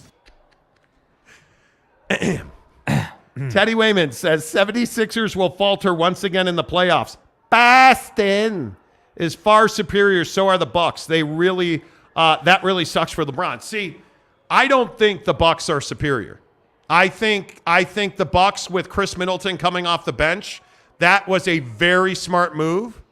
But the Bucks are missing now. Mm-hmm. Jay Crowder, I think, is knocking down threes, but the Bucks, again, I think their best attribute is they can defend. That Phoenix game the other night, Devin Booker turning the ball over again at the buzzer is incredibly disappointing. Yeah. But I don't think the Bucks are superior. I think the Bucks are showing wear and tear. I don't know, man. It is. I don't know, boy. Shams is saying that LeBron, it is being called miraculous that he was able to play through this injury, expected to require multiple opinions. The Lakers are bracing for his absence to be multiple weeks. What, did he break a bone? I don't know, man. I don't know. It's something. You hope it's a broken bone. Yeah, what you hope it's not is what you hope it's not is tearing of the muscle in the bottom of the foot. Yeah. Or, it's not being called. LeBron doesn't have an ankle injury. He has a foot injury. Yeah. And if it's plantar fasciitis, I don't know what it is. I don't know what that looks like.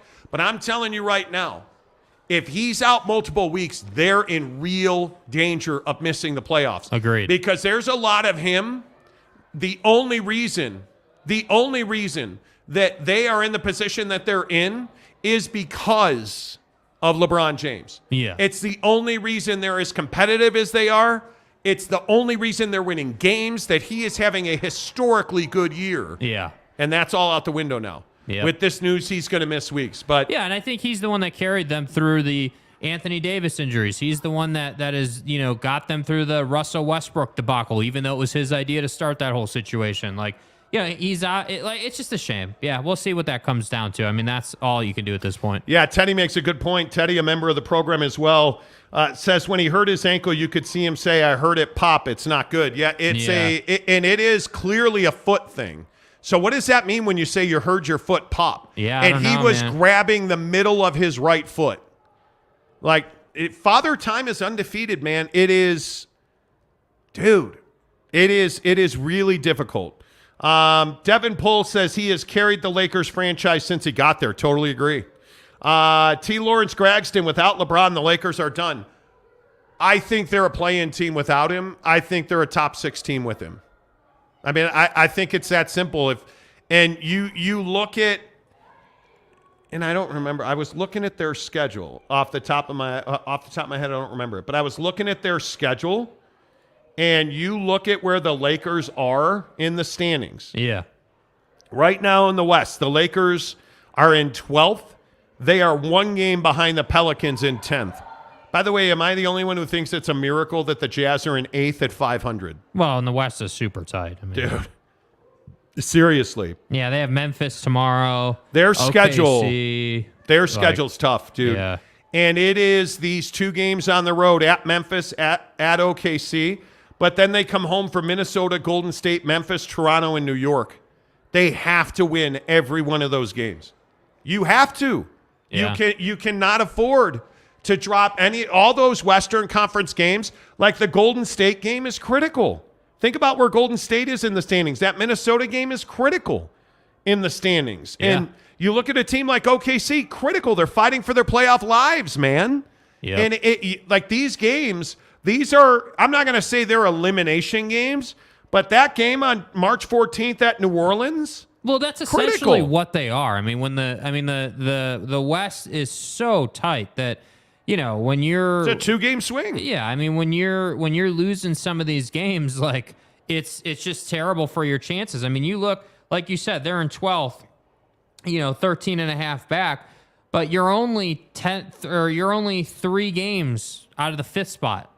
That's it. Like, it's not like it's a huge number. So, dude, I'm telling you, this is a big freaking deal. This is with LeBron. Like, I don't know. We don't really root, but I think you want the Lakers in the playoffs. I do. Well, it's better for the league for sure. I don't know. I know that there is a certain ferocity here in the great state of Utah against the Lakers, but I think it's better playoff TV. I think it is. You need matchups. You need matchups. You need if the Lakers get into the play-in, you need, Lakers Warriors, right? Like the 7-10 matchup, Like right now it's Jazz T-Wolves at the 8-9. Like, you want good matchups, but the reality of the situation is LeBron James being out, an indefinite amount of time, according to Shams, is tough. Like, that's a really, really tough break. And, again, you look around the West, like I was watching Bones Highland last night playing against the Nuggets. Like, that kid is motivated. You look at, the Memphis situation. Like, I think it's really interesting that you're in a position where, Ja Morant, still has a lot of proving to do. I love me some Jaren Jackson Jr., but the fact is that club, I'm tired of hearing about how that club is young. That club's been together 3-4 seasons now. Like, they're not young. They are not getting the job done. That's the thing. So when I look at that, Memphis is just that team that I think everybody is rooting against Memphis. Memphis is a really unlikable team right now. Like, what if you look at the Memphis Grizzlies and you look at the way that they play basketball, what is likable about the Memphis Grizzlies? It's not their style. It's not their arrogance. It's not this punk basketball that they're playing. It's Ja Morant. That's what's likable about Memphis, because guys like Dylan Brooks, Desmond Bane has become, in my opinion, a very unlikable player with the way he treats people. Like, completely agree. There's just not a lot to love about the Memphis Grizzlies right now. Yeah, no, I agree, and I think it's like the Dylan Brooks jumping on Mike Conley, last week I think it was, or like you have all these situations where it's just it's just a situation where this is an unlikable team. But that said, I still love me some Ja Morant. I still like when they battle it out with the Clippers or with any of these really good teams in the West. Like, they're a fun team to watch, but they are unlikable. They're that team right now. They're playing the villain card. So I don't know, man. I'm just telling you guys, when LeBron is out indefinitely and the Lakers are not at full strength, that's a problem for the NBA, and it makes the playoff matchups not as good, because I think we could all agree that they were rolling. They were in a really good spot. So the idea, like, it was must-watch TV. Yeah, I mean, if it comes out tomorrow that LeBron is out 6 weeks, like, that's a huge deal. It's over. You're done. It's over. If LeBron's out 6 weeks, it's over. Make sure you give us a thumbs up. Hit the like button, please, on the program. It really helps us grow. By the way, a big shout out to everybody while we're talking NBA. I mean, the number of subscribers that we've picked up on this channel in the last 3 weeks, We're at 12,580 subscribers right now. Like, it is. We have picked up, in the last month, we have picked up over 2,500 subscribers. You guys are freaking unbelievable. Don't forget that the official energy drink of the Monty Show is Bucked Up Energy. Absolutely. Make sure you get to buckedup.com and use the promo code Monty to get 20% off your purchase. But really, what I'm telling you is it's awesome. I love Bucked Up Energy. You know, every day on the show, I drink a Bucked Up Miami. Yes. Living proof right here in my hand. I drink Bucked Up Miami every single day on the show. I love it. And I want to give you free samples of it. They give us a free link to give you guys free samples. It's in the description below. Click that link. Get the free samples, and you can get any sample you want. If you want their pre-workout, if you want their BCAAs, you name it, you can get it. I love their organic greens. Mrs. Monty got them for our shakes. We've been doing shakes in the morning. She got them for our shakes. I love them. They taste good. They're good for you. That's what you get from Bucked Up, by the way. When you get their free samples, you have a certain confidence because of how good they taste and how they act. And you just know, you hear Bucked Up and you think quality. Quality ingredients, quality people, a great Utah company. Buckedup.com. Use the promo code Monty to get 20% off your purchase, or just go below, click the link in the description to get free samples and a free shaker cup as well. And their shaker cups are amazing. All right, let's get some of your comments in here. McKinley Cutler says, if they knock the Wolves out and we get a better draft pick, I am praying for them to make it.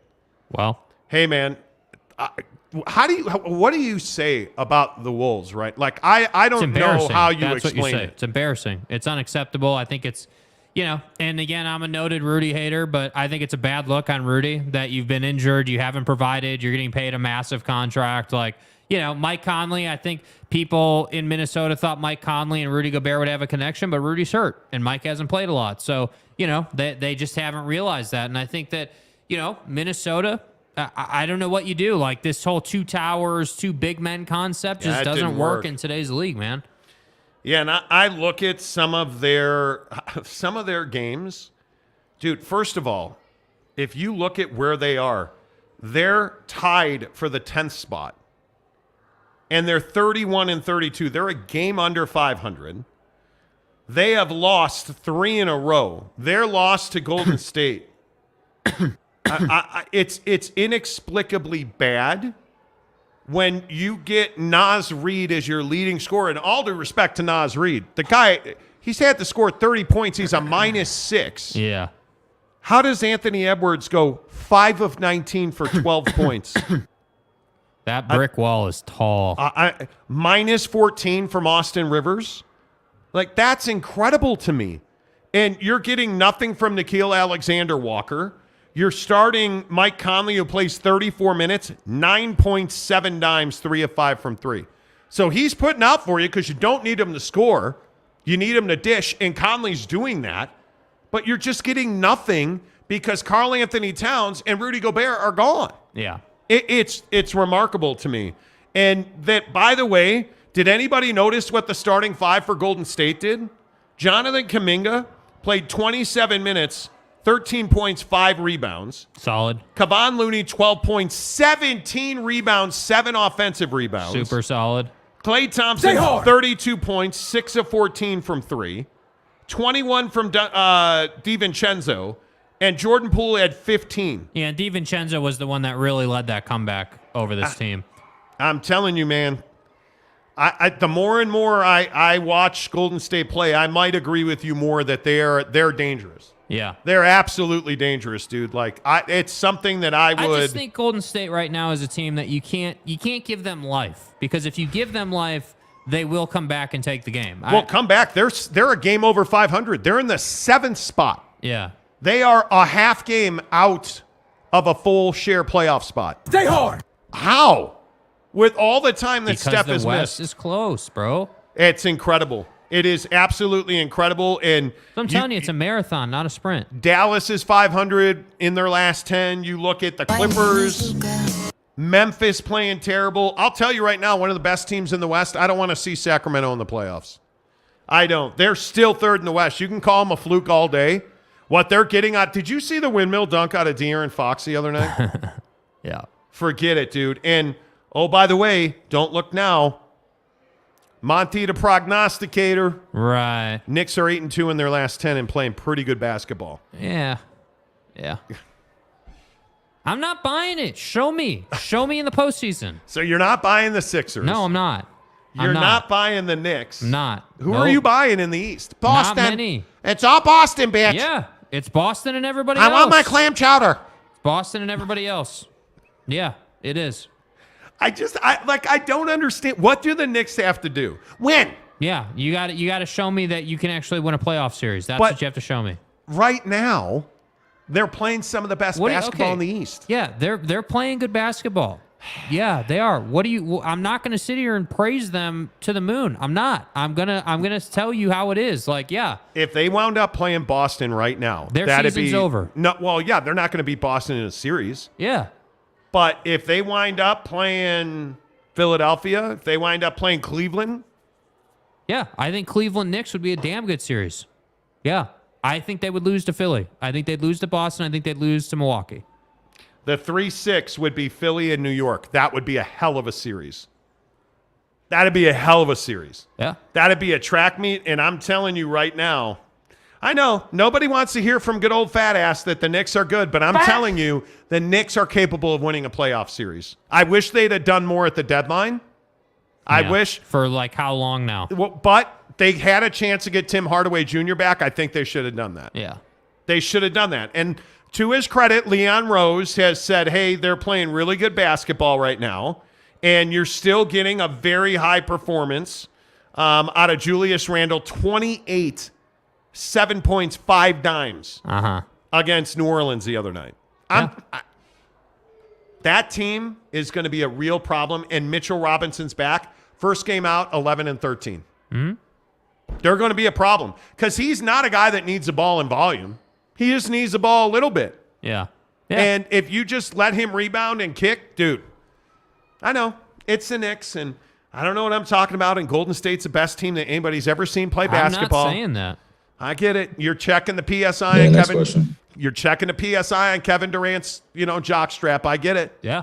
I understand it. That's your boy. Yep. Mike P says a human foot is the greatest feat of natural engineering ever. It's flexible yet sturdy enough to carry hundreds of pounds. Trust me, I'm living proof on the hundreds of pounds. Brent Burnett, I'm still suffering from my foot injury, and it's been years. I didn't hear but felt it pop. Couldn't use it at all. My jumping foot, too. Yeah, it's brutal. It is brutal. It's absolutely brutal. Giggity says, don't forget KD and the Suns. I'm not. Dude, Giggity, that Devin Booker turnover the other night was, I yelled at my TV. Like, it was so frustrating. Again, Holiday got him. Yep. Again. Yep. Again. Yep. You want to talk about somebody who needs to win? Devin Booker needs to win. That's what fucking ticks me to fuck off. Book, I love you, dude. I'd hit that. Let's do it. But you got to win games. Yeah. Okay, too much. McKinley Cutler says, you're right. My bad, Alvarez. Forgot the Wolves are in the East. Yeah, they are, dude. Bro, Spida versus the Knicks in the first round would be fire. Oh, my God. Oh, my God, Tile King. We that would be deserve amazing. that matchup, bro. Can you imagine that, you guys? Cleveland, the Knicks, Spida versus the Knicks, closing it out at the Garden. I think the Knicks could beat the Cavs. Honestly, I think the Cavs are soft defensively. And I think a guy like Julius Robinson or Randall, and I think with Robinson back, and the biggest question is going to be, because I don't worry about Jalen Brunson in the playoffs. I don't. I do not. Yeah. What are you looking at? Somebody's trying to steal a shirt from off of this display out here. Oh. People are entering the Maverick Center. So there's a ton of people at the Maverick Center tonight. And it's the Salt Lake Stars game, but there's a junior jazz event. And there's a display of T-shirts that's unguarded right now. And it's just high enough that people can't get their hands on it. Get your lazy ass in the gym. And this lady was trying and trying and trying. I thought it was amazing. I was almost rooting for her. Mike P says this is the worst time of the sports year. Is it really? Why do you say that? I love this time of year. Well, because football's out of season. I'm the same way. I'm a Jazz fan. Couldn't care less about other teams. Really? I'm an NBA fan, for sure. Brady Cook, 2001-02, 42 players play all 82 games. This year there have only been 5 players. Don't even get me started on load management, dude. Please don't manage my load. Yeah. Arlington Bears says... Arlington Bears says, fellas, afternoons are hard for me to tune in. What did I miss? Is the Pac-10 still around? No, it's been gone for months. The Pac-10. It's the Big 12! Yes, Chris Karn, the Big 12 is still around. The Bears are still building a stadium on a manure pile. You know, that's a huge discussion. Should the Bears trade the number 1 pick? And today's probably not the day to have it. But I'm telling you right now. Let's stop repackaging this question as should they trade the pick and start packaging it as Bryce Young versus Justin Fields. Can we just, if we're going to do it, like, ask the right question. I think they would take C.J. Stroud. It's embarrassing, dude. And you know what? I'm actually okay with that because I do think that C.J. Stroud he's the best thrower of the football in the draft. But I just think he is so reluctant to run other than what we saw in the bowl game, right? Yeah. I think he's so reluctant to run. That worries me a little bit, but I don't want a guy that runs as much as Justin Fields. Bryce Young is the smartest quarterback in this draft. I think that he is someone who everyone's like, oh, he's slight, he's never going to make it. But I think he has mad football IQ, like really smart. And I think that could be his X factor. What happens between the ears typically separates the good quarterbacks from the elite quarterbacks. And that's why I wouldn't trade out. I think the Bears have never had a franchise quarterback, and you need to go and find one. And you've got one sitting here, you know, waiting for you. And now you're talking about trading out or C.J. Stroud or like, dude, don't mess this up. Don't bear it, please. Don't bear it. Please. Don't bear it. I would trade the pick. I think I would probably keep Justin Fields because I don't think the quarterback's the problem. I think the offense, I think the defensive line is horrendous, which again, Jalen Carter's my dude. Please. I think I would trade it and try to get another top 5 pick and have 2 picks in the top 15, and I think you're golden. Yeah. But I don't know that the Bears will do that. The other problem, though, like, and this is obviously not unique to the Bears, but the Bears have this problem. When are you going to start developing guys, man? Like, you know what I mean? Like, at some point, you got to get into that developmental side. I think that's a real question. That is, for my money. Because, like, even if they draft Bryce, who cares if you're not going to develop the guy? You know what I mean? I mean, if he's just going to be the same guy he was in college, you know, like, but Justin Fields, I think,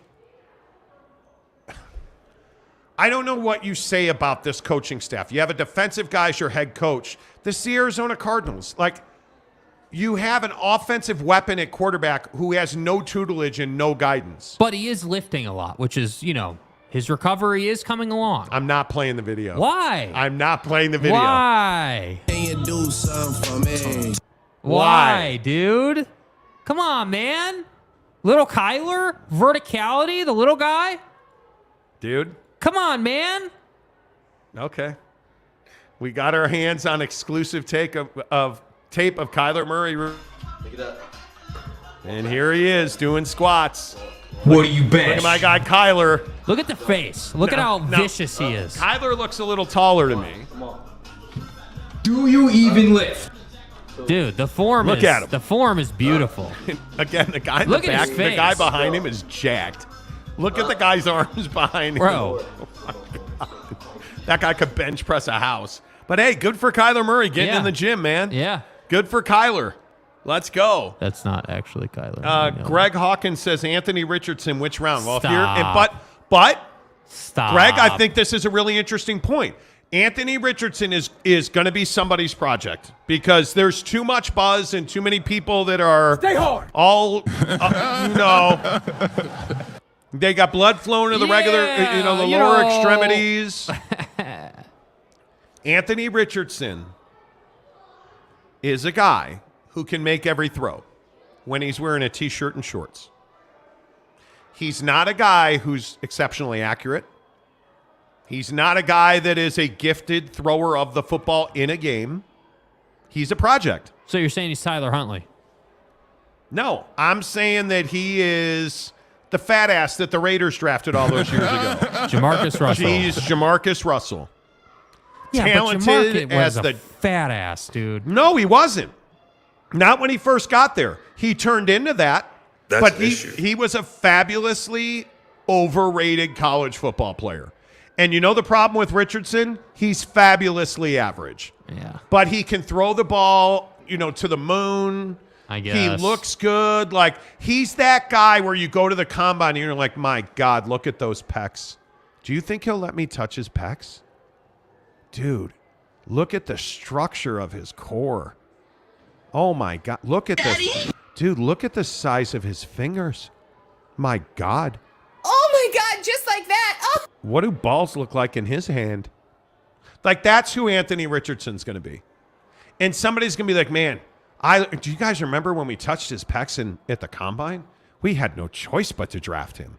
But, sir... Okay, that's enough. Stop, please. Yeah, Bryce Young was on the board still. So, the pecs. Just focus on his pecs. That's what's going to happen to Anthony Richardson. Homie's going to be in a T-shirt and shorts, and he'll probably have the bait and tackle swinging back and forth in the 40, and some dude is just going to be like, that's my dude. I'm telling you. You're so fucked. It happens every single year. I'm sorry. Okay, wait, hold on. I thought you just said his bait and tackle are going to be swinging back and forth in the 40. Tell me I'm wrong. Dude. Tell me he's not the dude who's like, hey, bro, look at me. I'm 4% body fat. Bro. Pay me $50 million a year. And How's I want that it. even possible? And by the way, I want it all guaranteed too. And if you guarantee my contract, you can touch my pecs every day, once a day, 360 days a year. Don't lie to me. Every day, I'll put a stipulation in my contract that I will wear running shorts around the locker room. Are people Myron? That's what's going to happen with this dude. I am not particularly enamored with Richardson. Somebody will make a mistake on him. Yeah, you're not wrong. Somebody will do it. Yeah. And Greg Hawkins, damn you for derailing the show with Anthony Richardson.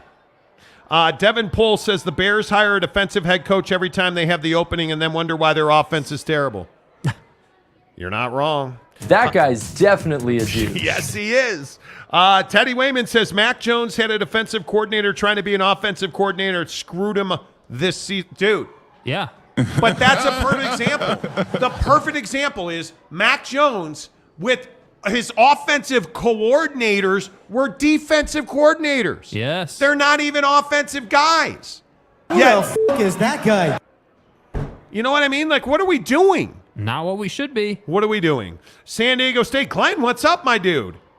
How about a top 7 pick, trade it to Vegas? Okay, let's talk about Vegas. Your guy, Derek Carr, who you miss so much.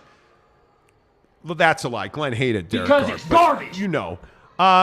The New York Jets, and I know everybody knows this story, we just haven't talked about it. The Jets, we're not good at footballing. Jets. Guys. They told Derek Carr if he comes to the Jets and wins, he'll be a first ballot Hall of Famer. Stay hard. First of all, I'm sorry, I thought you said come to the Jets and win. Stay hard. Because that's the problem. The Jets don't win ever. Oh.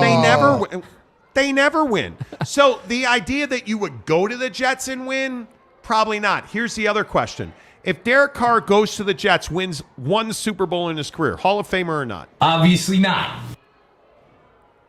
I'm going to say he's not. Yeah, that's pretty borderline, dude. I'm going to say he's not. He's got a ring because, at that point. Well, but you know what else I'm going to say? That's exactly what Joe Namath did, and he ain't no Joe Namath, and no Joe Namath is getting in the Hall of Fame today. If you just have one ring, you're not probably getting in the Hall of Fame first ballot. Tom Brady should already be in the Hall of Fame, right? First ballot is reserved for like the elite, the creme de la creme, brah. So Jay Cutler. Exactly right. And wrong. Derek Carr is not getting in the Hall of Fame, let alone first ballot, because he's not why the Jets won't win. Right? He'll go there. He'll be, because Derek Carr is a good, not great quarterback. He's not the reason you're going to lose, but he's probably not the reason you're going to win unless he has an incredible offensive line. Because when Derek Carr's locked, he's elite. But he's locked so rarely. NFL, dude. No, it's not. Yeah, it is. No, dude. it's not. Come on. When you look around the league, look at the teams that have quarterback problems. Look at the teams that have quarterback problems routinely. When Jared Goff is locked, is he elite? No, he's not. Where is Aaron right now? No, he's not. And when Aaron Rodgers is locked, he is absolutely elite. I would agree with that. When Kirk Cousins is locked, is he elite? No, he's not. When Derek Carr is at his very best, he's one of the best quarterbacks in all of football. Right. The problem is, we need to figure this out. Was it the Raiders that prevented him from being at that level on a regular basis, or is it Derek Carr? Because my guess is it's the Raiders. And if he goes to Tampa, we're going to see a hell of a lot more of Derek Carr on lock than we are what we saw in Las Vegas. Some shit happened. Well, just my guess. Yeah. Just my guess. Yeah. I could be wrong. Yeah, you're But probably right. hey, you know what? I don't know. Arlington Bear says, what ballot does sexy Rexy Grossman get in it on? Dude, The never ballot? How is Devin Hester not a Hall of Famer? It's disrespectful as hell, dude. And I'm being serious. How is Devin Hester not a Hall of Famer? I don't know. I don't understand really that at all. I don't know, dude. I'm not sure. Let's see. Della Rick says Derek Carr needs 3 rings to be a first ballot and 2 just to get in. Agreed. I don't disagree with that at all. Because, again, if he goes to the Jets and they win a Super Bowl, Derek Carr is probably the reason that they win a Super Bowl. Stay hard. But here's my question. Does that make him a Hall of Famer? I think it's very questionable. Joe Namath, but he'll do. But seriously, think about it. Who's a one Hall of Fame guy or one Super Bowl guy? Is Matthew Stafford a Hall of Famer? Hey, he's probably without looking at his numbers, he's probably got the numbers. He's huge arm. But he's not a yes. He's not an instant yes. Joe Flacco. Is Joe Flacco a Hall of Famer? He feels like a borderline get-in guy because he's been around the league a long-ass time. I don't know. I don't know. Man, I could be wrong on that, but instinctually he feels like a kind of borderline scraping kind of guy. Is Patrick Mahomes a Hall of Famer? Yeah, right now. Patrick Mahomes. No doubt about it right now. No doubt. Yeah, and by the way, the other thing with Patty Mahomes is now he's on track to beat Brady. Is Aaron Rodgers a Hall of Famer? One Super Bowl. Is Aaron Rodgers a Hall of Famer? Yeah, he probably is, dude. He probably is. Not probably. He's a Hall of Famer. Yeah. There's no doubt about that. There's just nothing to talk about. Aaron freaking Rodgers is a Hall of Famer. As much as I hate him and his retreats. No, Phillip Rivers is not a Hall of Famer. He may be a Veterans Committee guy, but I think those numbers up. Those are rookie numbers in this racket. I think he's going to have a tough time getting in. I think he's Drew Bledsoe. I think he's Alex Smith is not a Hall of Famer. Alex Smith is not a Hall of Famer. Yeah. Raplesberger. You look around the league, and again, this is why I go back to Matthew Stafford. I don't know if Matthew Stafford's a Hall of Famer. Now, he brought the Super Bowl back to Los Angeles. Isn't that a better story than the Jets? Yeah.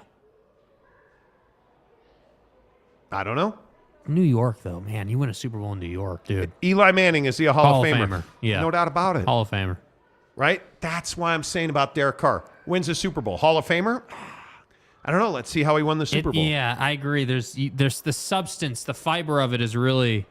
For one-ring guys, the fiber of it really is what matters. And I'm not buying that Stafford's a Hall of Famer. Oh, I have him in. I think he's in. I think he's in because he had a stellar college career. He was actually really good. He's known as a flippin' warrior. Yeah. And he brought the Super Bowl back to Los Angeles. For that reason, I could see him getting... Is Aaron Donald a Hall of Famer? Yes. No doubt about it, but he's the best at his position. Matthew Stafford has always, in my opinion, been just above the midline for quarterbacks. In the year that they had at the Super Bowl, I think he was one of the better quarterbacks in the NFL. Matt Ryan is not a Hall of Famer. Longevity doesn't get you in the Hall of Fame. Yeah. And you know what? Matt Ryan's known for losing, not winning. Facts. Plain and simple. Yeah. You know, like, dude. I don't know, man. I don't know. J.J. Watt. Love this one. J.J. Watt's a Hall of Famer. Yeah, I think so. Yeah. Riley O'Brien, the best RV salesman in the country. Hall of Famer in RV sales. That's right. Would Jake be a Hall of Fame lock had he just not answered the door in Arizona when Monty was getting served a $600 ticket? He would be. Twitter's been going crazy. He would be. He would be. And listen, it's not just the process server. Right? Jake could be a Hall of Famer if he hadn't opened the door for the process server and if the T-Wolves were actually in the East. Hall of Famer. But they're not, and he did, so he's not. See what I'm saying? I mean, this ain't rocket science, dude. Wow. Okay. I mean, that was a pretty clear display. You know. E.T. Matt Ryan, 28-3 blown lead from being a Hall of Famer. That's out of the window. See, you said what I didn't want to say. What with all the hassle Hall of Fame? What do you mean? Yeah, I'm not sure what that means, bro. Yeah, I don't know what that means. Okay. Hello, Rudy Sanchez. Rudy, what's up, my guy? Good to see you. Rudy's a member of the program. Derek Carr is not a Hall of Famer, and I'm a Raiders fan. But if he wins a championship with the Jets, is he a first ballot Hall of Famer? That's out of the window. Because that's what the Jets are selling. He's never going to be a first ballot Hall of Famer with one. Because that's what the Jets are selling. Greg Hawkins says Eli Manning is without a doubt a Hall of Famer. Not even think twice. Agreed. Punch the ticket. Stop it, T. Lawrence. Russell Wilson a Hall of Famer? No, he's not. He's not. Now, if he wins another one in Denver, which he won't, but if he wins another one in Denver, the problem is now all these stories about the second floor office, he's a dick, he makes people watch tape of him at his best in Seattle. Like, you're an a-hole now, right? Like, you're that guy. You're that guy. Where's the jackass drop? You're that guy. Right. Like, who makes your current teammates watch your Lifetime Achievement Award tape from your other team that was actually good while your team sucks? On the off day. Jackass. Like, it's unbelievable. Did you guys hear that story? Jackass. He was in Denver last year. The New York Times posted a story where sources called it dysfunctional. Yeah. Because Russell Wilson had an open door policy in his second floor office. First of all, you cock, you're a quarterback. What do you mean an open door policy? Second of all, you're on the second floor. Nobody's coming up there to see Russell Wilson. Hey, man, I got to go up and see Russ. I need, Can you do something for me? I got a problem with my per diem. I got to go see Russ. He's got this open door policy. How can I not? Hey, look here, man. Can you imagine this guy? Buddy's on the second floor with management, dude. So let me get this right. Then on Tuesday, which around the NFL, for those who don't know, NFL players are off every Tuesday. It's in the contract. It's International Don't Call Me Day. He was forcing his guys to come in to his second floor office and watch game tape with him of him as a Seattle Seahawk at his best, so they knew how he operated. You're not that guy, pal. Trust me. You're not that guy. And it wasn't like a 10-minute video session. They were talking about for hours. On the second floor, dude. How do you... Bro, you're supposed to be the spiritual leader of the team. You're get the your quarterback. ass back on the first floor in the locker room. And listen, if you want to have your own, if you want to reserve film study rooms, I'm good with that, yo. I'm good with that. On the second floor in your office next to the general manager and the head coach? Come on, dude. Come on. And, oh, by the way, he had his own quarterback coach. He had his own physiotherapist. He had his own massage therapist. Let's consult the douche meter. Did I mention they all had their own office, too? That guy's definitely a douche. What a jerk. Oh, Get my God. Get a fast pass for Douche Mountain, because you're a douche. What a jerk. Arlington Bear says his name is Luca. He lives on the second floor. Yeah, dude. My name is Luca. That's amazing. That is amazing. San Diego State says Tuesdays are payday in the NFL, too. So when I covered the Raiders back in Oakland. Yeah. Was Derek Carr there, too? No, Lincoln Kennedy was. And Lincoln Kennedy, do you want to know how much money Lincoln Kennedy had? Lincoln Kennedy would get like a paper paycheck, right? Lincoln Kennedy would keep the paper paycheck in a day planner in his locker for like 2 straight seasons. Wow. Then he cashed the paper paycheck. So, like, he never even cashed his paycheck. Dude, it was in his day planner. It was in his day planner. Never had to cash his paycheck. Dude. That's how much money that bro was making. Are you kidding me? Insane amount. Oh, my God. Come on now. Kelsey, definitely a Hall of Famer. Yes. 100%. Yes. Done. Gronk, Oh, there you Gronk. go. C. Kaufman, is Travis Kelsey a Hall of Famer? Yes. Rob Gronkowski was easily. Yes. Yeah. Yes. No doubt about it. Yeah. No doubt about it. Oh, I got one. Dak Prescott. Okay, let's move on. E.T. All Russ had to do was run the ball, and he's a Hall of Famer. Done. That's it. Yeah, but Pete Carroll wouldn't let him. And so now he's got an office on the second floor, and he does film study on Tuesdays. Can you believe they threw that pass at the goal line? And Pete Carroll kept his job. Had Marshawn, Skittles, fat ass, And hand it Pete off. Carroll kept his job. Jackass. Like, what are you doing? Oh, my God. How do you throw that ball? I will never forget that. I will not. Like, that's one of the stupidest don't overthink it moments ever. Ever. Just ever. Teddy says he's glad. The Tile King, who's also a Patriots fan, so glad they threw that pass. Yeah, I know you are. Devin Pohl, Dak Prescott is the hottest woman dated Hall of Fame. Hey, Buddy's got game, dude. But if Dak Prescott gets out of Dallas, he could be a Hall of Famer. Because I do think, and I know you're going to hate when I say this, I do think he's one of the best quarterbacks in the NFL. And I just think that they don't have the roster around him. Yeah, he's probably spending too much time circumcising skeeters. He does have hot chicks. He does, dude. But if you're a quarterback in the NFL, and this is this is the dating thing again with you, and I don't understand this. If you're a quarterback in the NFL, I mean, tell me you're not going through it like as much. You're going through chicks like bath towels, dude. It's really unfair. I mean, you new underwear, new chick. I got to change my boxers, new chick.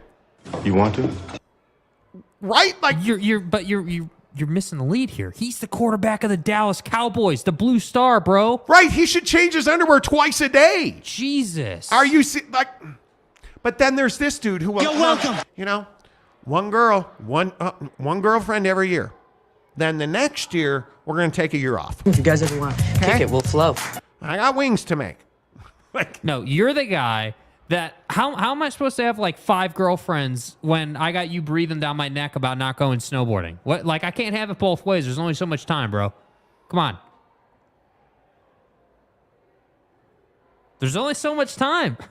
Know your role and shut your mouth. You say things where I could torch you, and I'm just not going to Dude, do it. I'm not going to do it. I will let the process server in. Don't make me. That already happened, Dick. You already did that quite well. My God.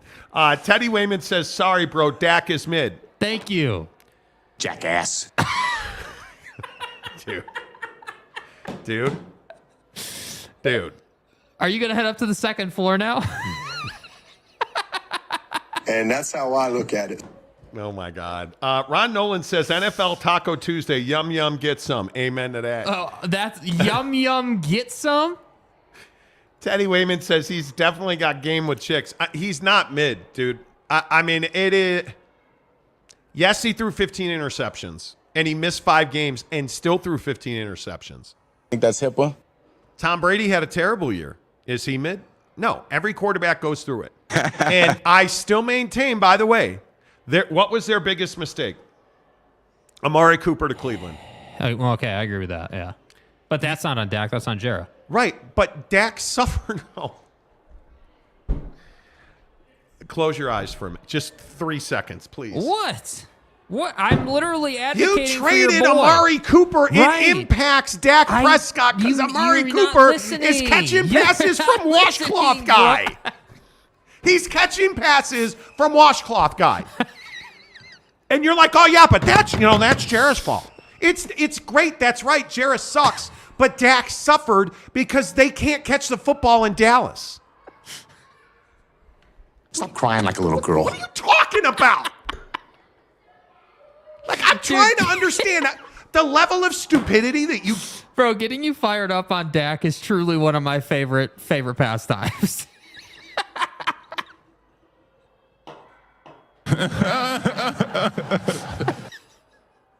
If there was not a new member on the show, I would slap the taste out of your mouth right now. You know. I would. That's life. I am not beyond violence, especially because now we're making $10 more a month. I can afford the bail. Is bail still a thing? Hey, Kris P., welcome to the show, my friend. Appreciate you. Kris, now a member. Kris, make sure that you DM Jake on Instagram, SLC Jake. SLC Jake. $10 a month gets you all of our exclusive content, and I do believe we will have an exclusive on Amazon and the Pac-12 tonight or tomorrow morning.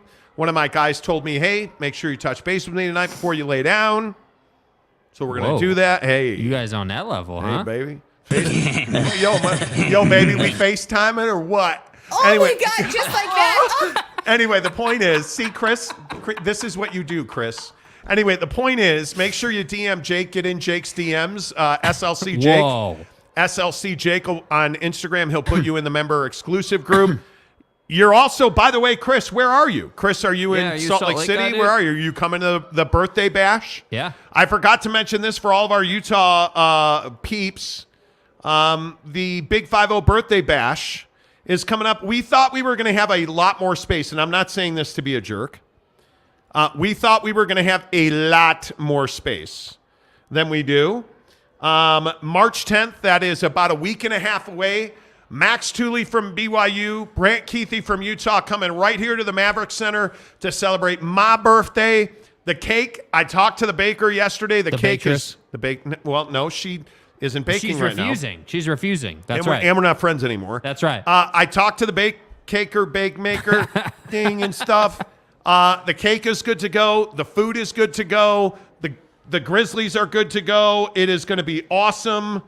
Do it. Super excited about it. Our friends at Canyons Golf came through huge today. Giving away a free membership, a season pass to Canyons Golf, giving away foursomes, Dude, we have a 50-inch TV from RC Willie. We have golf passes from the Canyons. We have Papa Murphy's Pizza certificates. We've got all the hookups for you. It's the Big 5-0 Birthday Bash, March 10th, right here. If you want to go, and as a member, you're instantly in. As long as you RSVP to Jake by March 1st. Yeah, that'd be 2 days from now. 2 days from right now and stuff, because it is February 27th already. RSVP by March 1st. You'll get to hang out, watch the game with Max Tooley, Brant Keithy. Yeah. It's going to be amazing. That's right, T. I am thrilled, Kris P., that you have trusted us with your $10 a month. Appreciate you. Kris, tell us about you. Are you new to the show? Los Angeles. Go Dodgers. Okay. Did you hear about Gavin Lux today, Kris P.? You're not going to like this update. Dave Roberts says Gavin Lux heard something pop when he hurt his right knee. What is this, an L.A. thing? Gavin Lux carted off the field today. I think that's HIPAA. It's spring training, which is where we will be starting the 12th. All my Arizonans, we're doing it. We are going to do a Oregano's pizza pasta night. Dude, we're taking Hank down to Arizona. We're taking Hank. All right, let's do some non-sports stories before we get out of here. Yeah. Mr. Preston says, Kris P., the Doyers. Welcome. Let's go Mets. Go Cubs. We're talking about the pitch clock tomorrow. I will die on this hill if we don't. Jeremy Callahan says, what's poppin'? What's up, dude? C. Kaufman says, what are you going to talk about your new ride right now? Yeah, let's do it. So Monty got a new ride, Hey, so Monty. you know that we have been struggling to get a really how would you describe? We were struggling to piss off Mrs. Monty. Because Mrs. Monty is not the best situation, and we all know that. She likes one car for her entire life. Right. I am a one-car guy every 2 years, 3 years. So Klaus, the Audi SQ5 Prestige Edition, I had it 2 years. We were at a tipping point value-wise. I was $3,000 to the good on it, traded it in. But the I don't know, the effort, the process this time around to trade in the Audi was really arduous. It was a very difficult deal. And so we wound up, Jake and I are working out on Friday last week, I think it was. And he says, hey, there's this car that just popped up on my phone. Yeah. It is a Grand Cherokee Summit Edition V8 Hemi. Yeah, I'm kind of a stud. I find these things. I have connections. It is the top of the line Jeep Grand Cherokee. It is $5,000 under market. It is available. It is at Larry H. Miller Lexus of Murray. We drive over there. We walk in. And our sales professional, Shari, says, hey, I'm Shari. How can I help you? Well, hello, Shari. I said, hey, baby. I said, hey, Shari. And I pointed to, because the Grand Cherokee was at the back of the lot right out the front door. It was washed. It was right on the street. Looked great. I said, hey, I'm here for that Jeep Grand Cherokee. I'd like to buy it today. And she said, let me get the keys. It's like, okay. She comes back and she's like, yeah, unfortunately, we have a credit application on that car. It's what are you talking about, man? And I said, what do you mean you have a credit application? And she said, well, somebody's buying it, but they have credit issues. Ah. And I was like, well, I don't have credit issues. Like, I pulled out my credit report, my credit score on my phone. And I was like, hey, I don't have credit. Look, I don't have credit issues. And she said, okay, let me talk to my general sales manager. Bruh. And she said, well, these people had put down a deposit on the car. It's like, okay. And so she comes back like 5 minutes later, and she says, yeah, my general sales manager says we don't take deposits. We sell cars. And he will every single time. That's my guy right there. Let's go. So if you want to buy this car, you have to put it under contract, not put a deposit. You have to have a contract on the car before these people get back. Yeah. I was like, okay, let's ride. Mm-hmm. So we went in and looked at it. Now, what were your thoughts when you first walked up to the terminology is the unit? I was pretty happy with it because the interior was mint. The outside was pretty good. There's a bumper issue they've got to address. Right. But they gave me a due bill on it, so they're going to fix it. But it was a really nice unit. And the thing that I like is it's got a Hemi in it. It's a V8. And those are called unicorns. The only way really to get a V8 out of a Grand Cherokee is to get an SRT. Right. But this is a Summit. And it only had, I don't buy brand new. I don't buy zero mileage cars. I only buy certifieds. This had 35,000 miles on, or 33,700 miles on it, I think. Something like that. It's in mint condition. The inside's amazing. It's got a top of the line everything. It's got like the skid plate package on the undercarriage. Like everything you want, it's got it. Heated seats, heated steering wheel, auto start, heated like remote start, heated back seats, like you name it, it's got it. So we did it. And I drove it, put a contract on it, done. So I am now the proud owner of a... Show the people. Oh, you put a picture in there. No, I put a video in there. Yes, that's right. Let me show you. This is us rolling out of LHM Lexus. There it is. That's the ride. That is the ride. I love it. I love it. It is a completely different car driving experience than the Audi, which, by the way, very sadly in the background there, you'll notice I am driving straight at Klaus, the SQ5. Right. Right out of the bay. You'll notice on the left, right there. There's my SQ5. Damn. I love that car. I miss that car already. But this thing's a V8 Hemi. It is powerful. It is not fast. It is powerful. Right. It is a cruiser. It is incredibly comfortable to drive. I love it. Yeah, I mean, it's a great car, man. I was very impressed. Yeah, I love it. Like it is. Teddy says, I got to get a pic of a new car. We did a video, man. Yeah, we did a video because we're extra. CK says, nice. Devin Poole says, it definitely looks like a Monty car. What the hell does that mean? Yeah, what does that mean? You calling us fat? Fat? What does that mean? I don't know what that means. Okay. Interesting. There you go. Some people are texting me. What's going on? I don't know. I don't want to say until I find out if it's actually happening or not.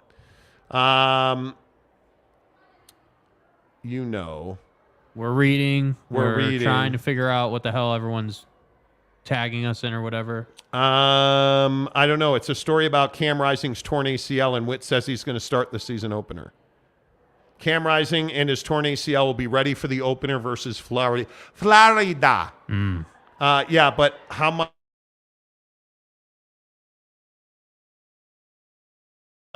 I appreciate that. Wayne Gerbach says, Mopar or no car. Love that Jeep, dude.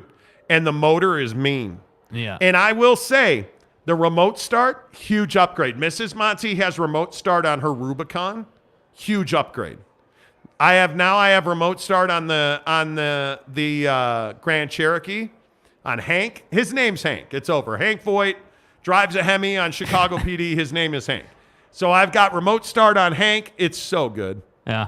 America, Preston says. Jeremy says, so anyways, back to that inevitable Pac-12 ACC merger. What do you mean?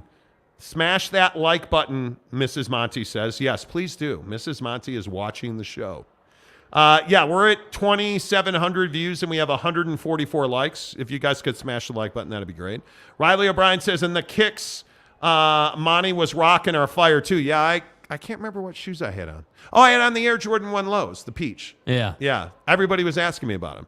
Mr. Preston says, work for LHM, great choice. Shari at LHM Lexus and Murray, fantastic. Yeah. The process was super easy. Teddy Wayman says, Mrs. Monty has spoken. Sam Lott, what's up, my guy? He says, sup, fellas, good to see you. Good to see you as well. Okay, real quick before we get out of here. Let's go Costco beef sandwich. Yeah. Because food's always good on the show. Costco rolled out a beef sandwich. They're charging $10 for it, and people are pissed. At the food court. At Cafe 150. People are upset that they're charging $10 for the beef sandwich. So here's what I say about this.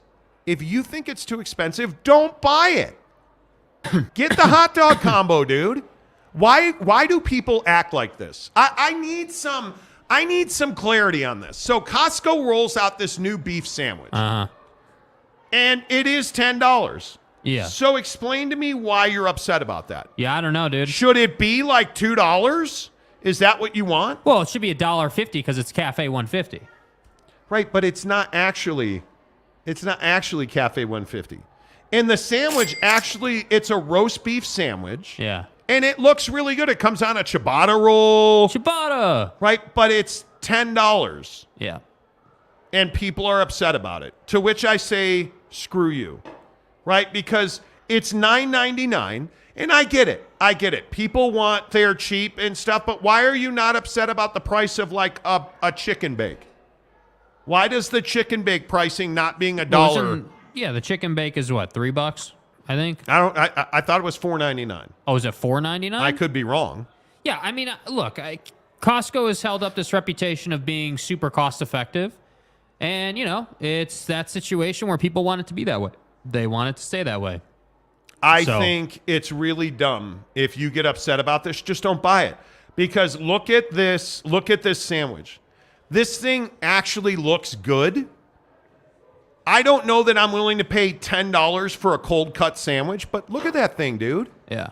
That actually looks like a $10 roast beef sandwich to me. And I'm curious why they chose a roast beef sandwich as their new offering. That's interesting. Because their roast beef is amazing. Have you guys never had their roast beef? No. They sell deli-style roast beef in packaging at Costco. This is what it is. You know what else they sell? They sell the ciabatta roll it comes on. Mrs. Monty loves that ciabatta roll. I'm telling you now, this sandwich is worth $10. Yeah. And if it's not, don't eat it. Yeah. Get something else. Like, I want to understand why people get so upset about this. Like, I want to try and figure it out because I'm a huge roast beef sandwich guy. I'm not going to Costco for a roast beef sando. Capriati's. No. Harmon's. If I'm going to pay $10 for a sandwich, send me to Harmon's because it'll be $6 and I'll get more roast beef and they'll let me try it first. Yeah. Like, Costco, I get it. I get it, right? I totally understand it. But if you're getting upset about this, I promise you this is a you problem. Yeah. The rotisserie chicken's $4.99. The hot turkey and provolone sandwich is $3.99. Uh-huh. The barbecue brisket sandwich is $4.99. A slice of pizza is $2, and the hot dog combo is $1.50. Right, the classic. Get the classic, dude. Mrs. Monty and I were at Costco this weekend, so I'm having chicken tortilla soup for dinner tonight. Yeah. Because Mrs. Monty makes amazing chicken tortilla soup. Uh-huh. She even got the pre-cut rotisserie chicken that comes in the vacuum pack, and she put it in the soup for me. So I don't even have to pull the chicken off the bone. Just like that. Oh. Dude, every time I think about it, it moved a little bit. Looking at it in the fridge this morning, I was like, hell yeah. But if you don't like this thing, don't get it. Yeah. Why make it miserable for everybody else? Because I guarantee you there's abusive employees going on. There's haters, man. There's always haters. Yeah. E.T. says some people are unaware of something called inflation, too. Yeah, totally. Totally, I agree with that 100%. Yeah. 100%. I agree with that. Okay, and finally, what the hell is this thing?